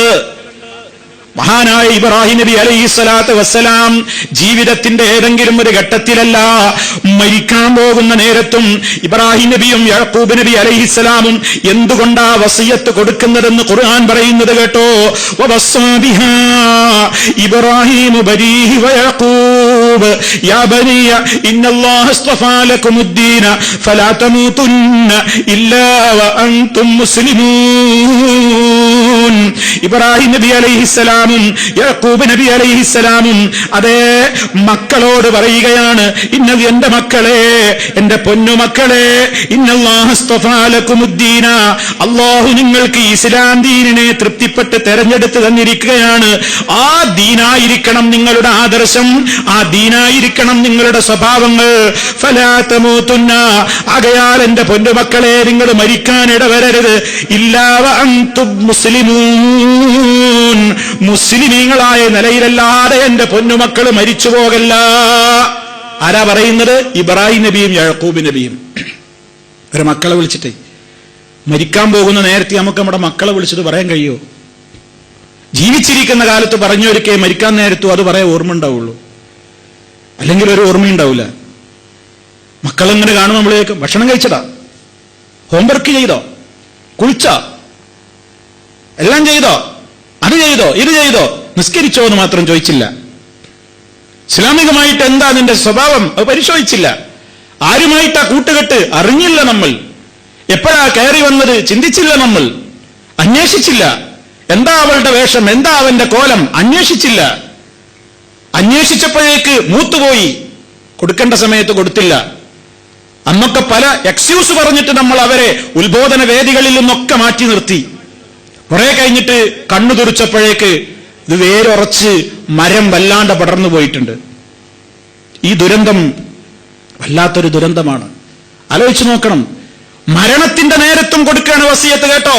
أم كنتم شهداء إذ حضر يعقوب الموت إذ قال لبنيه ما تعبدون من بعدي قالوا نعبد إلهك وإله آبائك إبراهيم وإسماعيل وإسحاق إلها واحدا ونحن له مسلمون. സൂറത്തുൽ ബഖറ പരിശുദ്ധ ഖുർആനിൽ നിന്ന് എടുത്ത് വായിക്കും നമ്മൾ. ബാപ്പമാരെ, രക്ഷിതാക്കളെ, നമ്മളിതൊക്കെ ഒന്ന് വായിക്കണം. എന്താ പറഞ്ഞെന്നറിയോ? യാക്കൂബ് അലൈഹിസ്സലാമിന് മരണം ആസന്നമായ നേരത്ത് മക്കളെ വിളിച്ചു. 12 മക്കളുണ്ട്, മക്കളെ വിളിച്ചു. മക്കളോട് ചോദിച്ചതെന്താണ്? ബാപ്പന്റെ ശേഷം കുട്ടികൾ എങ്ങനെയാ ജീവിക്കുക? ബാപ്പ ഫക്കീറായിട്ട് പോകാണ്. എന്റെ മക്കളെ, നിങ്ങൾക്കൊക്കെ ബാങ്ക് ബാലൻസ് ഉണ്ടോ? നിങ്ങൾക്കൊക്കെ സംവിധാനങ്ങളുണ്ടോ? ഇതല്ലേ നമ്മുടെ ആധിയും വ്യാധിയും. മഹാരഥനായ യാക്കൂബ് നബി അലൈഹിസ്സലാം വഫാത്താകുന്ന നേരത്ത് 12 മക്കളെയും ചുറ്റുഭാഗത്തേക്ക് വിളിച്ചു വരുത്തിയിട്ട് ചോദിക്കാണ്, ബാപ്പക്ക് മരിക്കണം, പക്ഷേ മരിക്കുമ്പോ മക്കളില്ലെന്ന നല്ലൊരു മറുപടി ബാപ്പാക്ക് കിട്ടണം. എന്താണ് മറുപടി കിട്ടേണ്ടത്? എന്തിനെ കുറിച്ചാണ് ചോദ്യം? മാ തഅ്ബുദൂന മിൻ ബഅദീ, എന്റെ മക്കളെ, എന്റെ ശേഷം നിങ്ങൾ ആരെയാണ് ആരാധിക്കുക? തൗഹീദ് അതാ ചോദിക്കണം. നിങ്ങൾ ആരെയാ ആരാധിക്കുക? നിങ്ങൾ എന്തിനെ ആരാധിക്കുക? അപ്പാക്ക് അതാ അറിയണ്ടേ. നിങ്ങൾ ശിർക്ക് ചെയ്യോ? എന്റെ മക്കളെ, നിങ്ങൾ ശിർക്ക് ചെയ്യുവോ? നിങ്ങൾ ശിർക്ക് വന്നു പോകുമോ? നിങ്ങളിൽ മക്കളുടെ ഉറച്ച മറുപടി ഖാലു, അവര് പറഞ്ഞു, നഅ്ബുദു, ഞങ്ങൾ ആരാധിക്കും ഉപ്പാ, ഇലാഹക, നിങ്ങൾ പഠിപ്പിച്ച ഇലാഹിനെ, താങ്കളുടെ ഇലാഹ ആരാണോ, വ ഇലാഹ ആബായിക, നിങ്ങളുടെ പൂർവ്വപിതാക്കളായ ഇബ്രാഹിം അലൈഹിസ്സലാമും ഇസ്മായിൽ അലൈഹിസ്സലാമും ഇസ്ഹാഖ് നബി അലൈഹിസ്സലാമും ഇവരൊക്കെ പഠിപ്പിച്ച ഇലാഹം വാഹിദാ, ഏകനായ ഒരു ഇലാഹുണ്ടല്ലോ, അവനെ മാത്രമേ ഞങ്ങളും ആരാധിക്കൂ. വനഹ്നു ലഹു മുസ്ലിമൂൻ, ആ ഇലാഹിന്റെ കൽപ്പനകളെ കീഴൊതുങ്ങിക്കൊണ്ട് അനുസരിച്ചുകൊണ്ടുള്ള മുസ്ലിമീങ്ങളായി ഞങ്ങൾ ജീവിച്ചോളാം. അതൊക്കെ കേട്ട് മരിക്കാൻ ഭാഗ്യം കിട്ടുന്നൊരു മഹാരഥനായ പ്രവാചകൻ. നമ്മൾ മരിക്കുമ്പോൾ ആരാ നമ്മളെ അടുത്ത് ഉണ്ടാവുക എന്ന് തന്നെ നമുക്കറിയില്ല. നമ്മൾ വളർത്തിണ്ടാക്കിയ മക്കൾ മരണം കേട്ടാൽ ചിലപ്പോൾ പറയും, മൊബൈലിലൊന്നും പിടിച്ചയക്കും, എന്നാണ് കൊടുത്താൽ ഞാൻ സ്കൈപ്പ് ഞാനൊന്ന് കാണട്ടെ, വാപ്പ മരിച്ചു കിടക്കണത്. ഇവന് വരാൻ നേരല്ല, അവൻ ബിസിയാണ്, ഇവന് വേണ്ടി അധ്വാനിച്ച മയ്യത്താ അവിടെ കിടക്കുന്നത്, ഇവനൊന്നും കാണാൻ വരെ നേരല്ല. നിങ്ങളതിന്റെ മറ്റ് ചടങ്ങുകളൊക്കെ ഒന്ന് കൃത്യമായിട്ട് ലൈവായിട്ട് എനിക്കൊന്ന് കാണിച്ചു തരണം. കണ്ണ് നിറച്ചിട്ട് വേണേ ഈ പറയും, എന്തിനാടോ ഇത് കാണുന്നത്, എന്തിനായത്? ഒരു മനസ്സറിഞ്ഞ് അല്ലാഹു മഗ്ഫിർ ലഹു പറയാൻ പോലും അറിയാത്ത നിനക്ക് എന്തിനാ ലൈവ് കാണുന്നത്? എന്തിനാണ് ആ ബോഡിയുടെ അടക്കം ഇനി കാണുന്നത്? അല്ലാഹുമ്മ ഗ്ഫിർ ലഹു വർഹംഹു വആഫിഹി വഅഫു അൻഹു. മയ്യത്ത് നിസ്കാരത്തിലെ ദുആ പഠിച്ച എത്ര പേരുണ്ട് നമ്മുടെ കൂട്ടത്തിൽ? നമ്മളൊക്കെ പോകണ്ടല്ലോ, മയ്യത്ത് നിസ്കാരം ഉണ്ട് എന്ന് പോയിട്ട് തിരക്കും പോയി നിൽക്കും. വേണമെങ്കിൽ ഇമാമത്ത് നിൽക്കാനും ധൈര്യ. എന്താ ധൈര്യം? ഉറക്ക ഓതണ്ടാന്ന് ഇസ്ലാമിക നിയമം. ഒരു മയ്യത്ത് നിസ്കാരത്തിൽ ഉറക്ക ഓതണ്ടാന്ന് നിയമം. ഉറക്ക ഓതണം ഇശ പോലെ, മഗ്രിബ് പോലെ, സുബഹി പോലെയാണ് ജനാസ നിസ്കാരം എന്ന് വന്നാൽ, ഇന്ന് മയ്യത്ത് നിസ്കാരത്തിന് തിക്കും തിരക്കും കൂട്ടുന്ന ആയിരങ്ങളുടെ എണ്ണം 100കളിലേക്കും 10കളിലേക്കും ചുരുങ്ങും. അല്ലെങ്കിൽ പറയൂ, സ്വന്തത്തോട് ചോദിക്ക്, സ്വന്തം മനസ്സിനോടൊന്നൊരു മിനിറ്റ് ചോദിക്ക്, എനിക്ക് ജനാസ നിസ്കാരത്തിന്റെ കാമ്പായ ദുആ എനിക്കറിയോ? എന്നിട്ടല്ലേ എന്റെ മക്കൾക്കറിയല്? നമ്മളിങ്ങനെ തപ്പും. അങ്ങനെ ഒരാൾ ചൊല്ലിക്കാന്ന് പറഞ്ഞപ്പോ നിങ്ങളെ മുമ്പ് എനിക്ക് കിട്ടൂല, മയ്യത്ത് നിസ്കരിക്കാനൊന്നും എനിക്കാണ് വരില്ല. എവിടുന്ന വരുന്നത്? വരൂല. മരണം നടന്ന നമ്മൾ ദിക്റിന്റെ ബുക്കുണ്ടോ നോക്കണം. അല്ലാഹു പിന്നെ ഇപ്പൊ പോയിട്ട് ഇനി പഠിച്ചിട്ട് ഇപ്പൊ അവിടെ പോയിട്ട് മയ്യത്ത് നിസ്കരിക്കാണല്ലോ. അതുകൊണ്ട് പഠിച്ചോളിൻ, പഠിപ്പിച്ചോളിൻ, നിരന്തരം ചോദിച്ചോളിൻ. മക്കൾ പഠിക്കോളം ചോദിച്ചോളിൻ. പെൺകുട്ടികളോടും ചോദിച്ചോ, ആൺകുട്ടികളോടും ചോദിച്ചോ. മയ്യത്ത് നിസ്കാരത്തിലെ ദ്വാര എന്തിനാണ് വെച്ചാൽ ധൈര്യത്തോട് പറയാ, ഞാൻ മരിച്ചു നിസ്കരിക്കണ്ടടാ, ഇമാമോ അല്ലേന്ന് പോട്ടെ, നീ മോമുമായിട്ട് നിസ്കരിക്കുമ്പോ എടാ നിന്റെ ഒരു ദുആയുടെ പ്രതിഫലം എനിക്ക് ആര് തോർന്നാലാ കിട്ടുക? വലതും സാലിഹുൻ യദഉ ലഹു, തനിക്ക് വേണ്ടി പ്രാർത്ഥിക്കുന്ന സാലിഹായ ഒരു മോൻ, ഒരു മോൾ, അതല്ലേ നമ്മുടെയൊക്കെ പ്രതീക്ഷ. മറ്റുള്ള മതക്കാർക്കും മറ്റുള്ള ആദർശക്കാർക്കുമൊക്കെ അവരുടെ മക്കളെ വളർത്തി ഉണ്ടാക്കുമ്പോ മരിക്കോളത്തെ പ്രതീക്ഷയുള്ളൂ. നമുക്ക് അങ്ങനെയല്ല. നമുക്ക് മരണശേഷം നമ്മുടെ മക്കളെ കുറിച്ച് വലിയ പ്രതീക്ഷ. ഇവിടെ മക്കളെ വളർത്തുകയും പഠിപ്പിക്കുകയൊക്കെ ചെയ്യുന്ന പല ആൾക്കാരുണ്ട്. അവർക്കൊക്കെ പ്രതീക്ഷ, ഞങ്ങള് പ്രായമാവുമ്പോ എന്റെ കുട്ടികൾ ശമ്പളമൊക്കെ ഉള്ളവരായി ഞങ്ങളെ നോക്കണം എന്നാ. നമുക്കുണ്ട് ആഗ്രഹമൊക്കെ, അത് കിട്ടിക്കൊള്ളണമെന്നില്ല. പക്ഷേ അതല്ല നമ്മുടെ മെയിൻ ഉദ്ദേശം. നമ്മുടെ മെയിൻ ഉദ്ദേശം നമ്മൾ മരിക്കുന്നത് വരെ അവർ നമ്മൾ നോക്കലല്ല. അതല്ല നമ്മുടെ മെയിൻ ഉദ്ദേശം. അവർ നോക്കട്ടെ, നോക്കാതിരിക്കട്ടെ, അത് അവരുടെ ബാധ്യത. പക്ഷേ മരണാനന്തരം നമുക്ക് അവർ ഉപകരിക്കണം. ഒരു മനുഷ്യൻ മരിച്ചു കഴിഞ്ഞാൽ അവന്റെ എല്ലാം മുറിഞ്ഞുപോയി. നബി സല്ലല്ലാഹു അലൈഹി വസല്ലം പറഞ്ഞു, അവൻ വല്ലതും ഇവിടെ കറന്റ് അക്കൗണ്ട് എന്ന നിലക്ക് വഖഫ് ചെയ്ത വല്ല സ്വതക്കകളും ഉണ്ടെങ്കിൽ അത് അവന്റെ ഖബറിലേക്ക് ഇനിയും എത്തും. അവൻ പഠിപ്പിച്ചു കൊടുത്ത വല്ല വിജ്ഞാനങ്ങളും കേട്ടിട്ട് ആരെങ്കിലും നന്നായി ജീവിക്കുന്നുണ്ടെങ്കിൽ അതിന്റെ പ്രതിഫലവും അവർക്കൊട്ടും കുറയാതെ ഇവന്റെയും ഖബറിലെത്തും. മൂന്നാമത് പറഞ്ഞത് വലതും സാലിഹുൻ യദഉ ലഹു, തനിക്ക് വേണ്ടി പ്രാർത്ഥിക്കുന്ന സാലിഹായ ഒരു മോൻ, ഒരു മോള്. വലിയ സമ്പാദ്യതാണ്.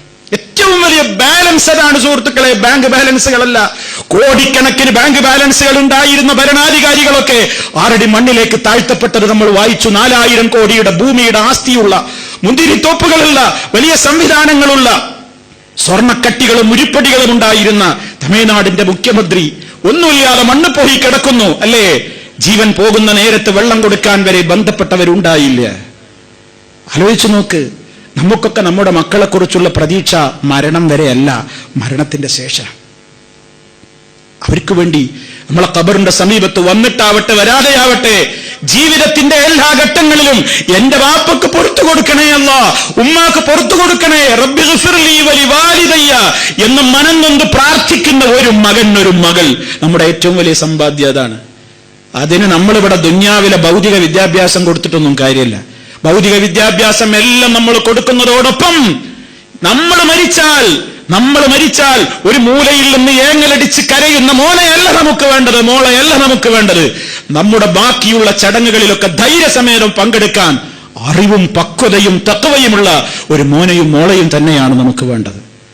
എന്താ രക്ഷിതാക്കളെ, നമുക്കതിനു വേണ്ടി പണിയെടുക്കേണ്ടതില്ലേ? തീർച്ചയാണ് നമ്മൾ പണിയെടുക്കണം, നമ്മൾ അധ്വാനിക്കണം, നമ്മൾ അതിനു വേണ്ടി നിരന്തരം ശ്രമിച്ചുകൊണ്ടിരിക്കണം. മറ്റുള്ളവർക്കൊന്നുമില്ലാത്ത ഏറ്റവും വലിയ പ്രതീക്ഷയാണ് നമുക്ക് നമ്മുടെ മക്കളെ കുറിച്ചുണ്ടാവേണ്ടത്. പരലോകത്ത് അവർ ഉപകരിക്കണം. അതാ നമ്മുടെ ദുആ. റബ്ബനാ ഹബ് ലനാ മിൻ അസ്വാജിനാ വദുർരിയാതിനാ ഖുർറത അയുനിൻ വജഅൽനാ ലിൽമുത്തഖീന ഇമാമാ. മുഅ്മിനീങ്ങൾ ഇന്നും ദുആ ചെയ്യുകയാണ്, എപ്പോഴും അവരെ പ്രാർത്ഥിച്ചുകൊണ്ടിരിക്കുകയാണ്. ഞങ്ങളുടെ രക്ഷിതാവേ, ഞങ്ങളുടെ ഇണകളിൽ നിന്നും ഞങ്ങളുടെ സന്താനങ്ങളിൽ നിന്നും നീ ഞങ്ങൾക്ക് കണ്ണിന് കുളിർമ തരണേ, കണ്ണിന് കുളിർമ തരണേ. മുഫസ്സിരീങ്ങൾ രേഖപ്പെടുത്തുകയാണ്, എന്തിനു വേണ്ടിയാണ് ഈ ദുആയെന്നോ? മക്കളുടെ പ്രവർത്തനം കണ്ടിട്ട്, അവര് അല്ലാഹുവിനെ അനുസരിച്ച് ജീവിക്കുന്നത് കണ്ടിട്ട്, അവര് നല്ല നല്ല കാര്യങ്ങൾക്ക് നേതൃത്വം കൊടുക്കുന്നത് കണ്ടിട്ട്, അവര് നല്ല നല്ല സ്വഭാവക്കാരായി മുന്നോട്ട് പോകുന്നത് കണ്ടിട്ട്, ഒരു ബാപ്പാക്കും ഒരു ഉമ്മാക്കും അതേ അവരുടെ കണ്ണിന് ഇതുപോലത്തെ ഒരു കുളിർമ മറ്റെന്താണുള്ളത്? അവരുടെ ശരീരത്തിന്റെ ഭംഗിയല്ല, അവരുടെ വേഷത്തിന്റെ ഭംഗിയല്ല. ഇവിടെ ഉദ്ദേശിക്കുന്നത് അവരുടെ പടച്ചവനെ പേടിയാണ്. വസുഇലുൽ ഹസനുൽ ബസരി, ഇമാം ഹസനുൽ ബസരി റഹിമഹുള്ളയോട് ചോദിക്കപ്പെട്ടു, ഈ ആയത്തിന്റെ ഉദ്ദേശം എന്താണ്? മക്കളിൽ നിന്നും ഇണയിൽ നിന്നൊക്കെ കൺകുളിർമ തരണേന്ന് പ്രാർത്ഥിക്കുന്നതിന്റെ ഉദ്ദേശം എന്താണ്? ഹസനുൽ ബസരി റഹിമഹുള്ളയോട് ചോദിച്ചപ്പോൾ അദ്ദേഹം പറയാണ്, അൻയുരി അല്ലാഹുൽ അബ്ദൽ മുസ്ലിം, ഒരു മുസ്ലിമായ അടിമക്ക് അല്ലാഹ് കാണിച്ചു കൊടുക്കലാണത്. മിൻ സൗജത്തിഹി, അവന്റെ ഭാര്യയിലൂടെ, വമിൻ അഖീഹി, അവന്റെ സഹോദരനിലൂടെ, അതുപോലെ തന്നെ അവന്റെ ഉറ്റവരിലൂടെ, അവന്റെ മക്കളിലൂടെ, താഅത്തൻ ലില്ലാഹ്, അല്ലാഹ്ക്ക് അനുസരിച്ചുകൊണ്ട് ഭാര്യ ജീവിക്കുന്നത്, ഭർത്താവ് ജീവിക്കുന്നത്, മക്കൾ ജീവിക്കുന്നത്, ബന്ധുക്കൾ ജീവിക്കുന്നതൊക്കെ ഒരാൾക്ക് കാണാൻ സാധിച്ചാൽ, വല്ലാഹി ലാ ശൈഉൻ വഖറു ലിഐനിൽ മുസ്ലിം, ഒരു മുസ്ലിമായ മനുഷ്യന് ഇതുപോലെ കൺകുളിർമ കിട്ടുന്ന വേറെ ഒന്നും തന്നെ ഇല്ല. വേറെ എന്തുകൊണ്ടും കൺകുളിർമ കിട്ടില്ല. ഇത് കാണാൻ കഴിയുക, ഇത് കാണാൻ കഴിയുക, അവരങ്ങനെ മുന്നോട്ട് പോകുന്നത് കാണാൻ കഴിയുക. ഒരു തെമ്മാടിത്തരത്തിൽ നമ്മളെ മക്കൾ പെടാതിരിക്കാൻ നോക്കുക, അവരതിൽ പെട്ടു എന്നറിയാതിരിക്കുക. അല്ലാഹുവേ, അതൊക്കെ വലിയൊരു തൗഫീഖല്ലേ. നമ്മൾ അല്ലാഹുവിനോട് പ്രാർത്ഥിക്കുക. അതുകൊണ്ട് ഈ അർത്ഥത്തിൽ സഹോദരന്മാരെ, നമ്മുടെ ബാധ്യത, നമ്മളിതൊന്നും കണ്ടില്ല കേട്ടില്ല എന്നൊന്നും വിചാരിച്ച് ഇരിക്കേണ്ട കാലമൊക്കെ കഴിഞ്ഞിട്ടുണ്ട്. നമ്മളൊന്ന് സടകുടഞ്ഞ് എഴുന്നേറ്റേ പറ്റൂ. നമ്മളെ മക്കളുടെ കൂടെ നമ്മൾ ഉണ്ടാകണം. ഒരു കൂട്ടുകാരെ പോലെ, ഒരു കൂട്ടുകാരെ പോലെ, ഒരു ഗുരുനാഥനെ പോലെ, ഒരു പിതാവായി, ഒരു സ്നേഹിതനായി, ഒരു ചങ്ങാതിയായി അവരുടെ കൂടെ നമ്മൾ ഉണ്ടാവണം. അവരുടെ ഏത് കാര്യങ്ങളും നമ്മൾ അറിയണം. അവർ പുറത്തുപോയി മണിക്കൂറുകളോളം ചെലവഴിക്കുന്ന ക്യാമ്പസുകളുടെയും കലാലയങ്ങളുടെയും അന്തരീക്ഷങ്ങൾ നമ്മളോട് അവർക്ക് തുറന്ന് പങ്കുവെക്കാൻ കഴിയാവുന്ന ഒരു സൗഹാർദ്ദം നമ്മുടെ മക്കളായിട്ട് നമുക്ക് വേണം. അവർ പലതും ഒളിച്ചു വെക്കരുത്. നമ്മെ പേടിച്ച് പറയാതിരിക്കുന്ന മക്കളാവരുത്. അവരനുഭവിക്കുന്ന പ്രയാസങ്ങളും എന്തുമാവട്ടെ, രക്ഷിതാക്കളോട് പങ്കുവെക്കാൻ മാത്രമുള്ള ഒരടുപ്പം മക്കളും രക്ഷിതാക്കളൊക്കെ ആയിട്ട് വേണം. അങ്ങനെ ആ അർത്ഥത്തിൽ അവരെ സ്നേഹിച്ച്, അവരെ സ്നേഹം കൊടുത്തുകൊണ്ട് നമ്മൾ അവരെ ഇസ്ലാമികമായ പാതയിലേക്ക് കൊണ്ടുവരണം. നിരന്തരം അവർക്ക് ഉത്ബോധനങ്ങൾ കൊടുക്കണം. നമ്മെക്കൊണ്ട് കഴിയാവുന്നത് നമ്മൾ കൊടുക്കുക. ഉത്ബോധനങ്ങൾ പറയുന്ന സദസ്സുകളിലേക്ക് എത്ര തിരക്കാണെങ്കിലും കൊണ്ടുവരിക, പറഞ്ഞു കൊടുക്കുക, മോനെ മോളെ, ഈ ഒരു ഉത്ബോധനത്തിന് നീ 1 മണിക്കൂർ ചെലവാക്കി എന്നുള്ളത് കൊണ്ട് പരീക്ഷാ ഹാളിൽ അള്ളാഹു നിനക്ക് ഓർമ്മ തരാതിരിക്കില്ല.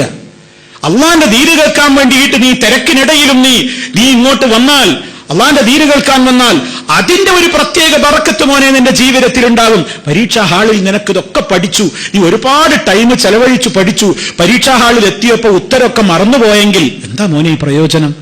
അതേ അവസരത്തിൽ നീ നന്മയുടെ മാർഗത്തിലേക്ക് നിന്റെ 1 മണിക്കൂർ സ്പെൻഡ് ചെയ്ത് പഠനത്തിന്റെ കാര്യങ്ങളോടൊപ്പം ഇതുകൂടി ശ്രദ്ധിച്ചാൽ അള്ളയല്ല മോനെ നിനക്ക് ഓർമ്മ തരേണ്ടത്. പരീക്ഷ എഴുതുമ്പോൾ ആ ഒരു ബോധവൽക്കരണം രക്ഷിതാക്കളെ കൊടുക്കണം. നമ്മൾ മറന്നുപോകരുത്. അള്ളാന്റെ കാവലുണ്ടാകും. അള്ളയല്ലേ ഓർമ്മശക്തി തരേണ്ടത്, അള്ളയല്ലേ ശരിയുത്തരം എഴുതാൻ തോന്നിപ്പിക്കേണ്ടത്. ആ നാഥനെ തൃപ്തിപ്പെടുത്തിയാലല്ലേ അള്ളാഹുവിന്റെ സഹായം ഉണ്ടാവുക. ഇതൊക്കെ രക്ഷിതാക്കളെ നമ്മൾ ഓർക്കണം. കുട്ടികൾ നന്മയുടെ പാതയിൽ നിന്ന് വിട്ടുനിൽക്കാൻ പല എക്സ്ക്യൂസുകളും പറഞ്ഞുകൊണ്ടിരിക്കും. പക്ഷെ നമ്മളതിന് നിന്നുകൊടുക്കരുത്. അനിവാര്യമായ സാഹചര്യങ്ങൾ നമ്മോട് തന്നെ പറയും, ഇതാ ഇന്നവൻ വരാൻ പറ്റൂല, അവൻ ഇന്ന നാളെ പരീക്ഷയാണ്, അല്ലെങ്കിൽ ഇന്ന സംവിധാനം. അതല്ലാത്ത ഘട്ടങ്ങൾ കാലാകാലം നമ്മുടെ മക്കളെ യഥാർത്ഥമായ വഴിയിൽ നിന്ന് നമ്മൾ അവരെ പല പേരുകളും പറഞ്ഞു മാറ്റി നിർത്തിയാൽ മാരകമായ ദുരന്തങ്ങൾക്ക് നമ്മൾ തന്നെയായിരിക്കും തിരികൊളുത്തുന്നത്. ആലോചിക്കുക. വളരെ ഗൗരവത്തോടെ ഞാൻ എന്നോടും നിങ്ങളോടും ഉണർത്തുകയാണ്. അല്ലാഹു സുബ്ഹാനഹു വ തആല രണ്ട് ലോകത്തും കൺകുളിർമയും ഉപകാരവും നമുക്ക് പ്രയോജനപ്പെടുന്ന, നമുക്ക് കിട്ടിക്കൊണ്ടിരിക്കുന്ന നല്ലവരായ സന്താനങ്ങളെ നൽകി അള്ളാഹു നമ്മയെല്ലാം അനുഗ്രഹിക്കുമാറാകട്ടെ. നമ്മുടെ ജീവിതത്തിൽ അറിഞ്ഞും അറിയാതെയും സംഭവിച്ചു പോയിട്ടുള്ള എല്ലാ തെറ്റുകുറ്റങ്ങളും അള്ളാഹു പുറത്തു തരുമാറാകട്ടെ. മാരകമായ രോഗങ്ങളിൽ നിന്ന്, സഹിക്കാനാവാത്ത പരീക്ഷണങ്ങളിൽ നിന്ന് അള്ളാഹു നമ്മയേവരെയും കാത്തു രക്ഷിക്കുമാറാകട്ടെ. اللهم ربنا آتنا في الدنيا حسنة وفي الآخرة حسنة وقنا عذاب النار. اللهم اغفر للمؤمنين والمؤمنات والمسلمين والمسلمات الأحياء منهم والأموات إنك مجيب الدعوات وقاضي الحاجات. ربنا هب لنا من أزواجنا وذرياتنا قرة أعين واجعلنا للمتقين إماما. اللهم اجعل هذا البلد آمنا مطمئنا وسائر بلاد العالمين. ربنا تقبل منا إنك أنت السميع العليم وتب علينا إنك أنت التواب الرحيم. اللهم صل على محمد وعلى آل محمد والحمد لله رب العالمين. والسلام عليكم ورحمة الله وبركاته.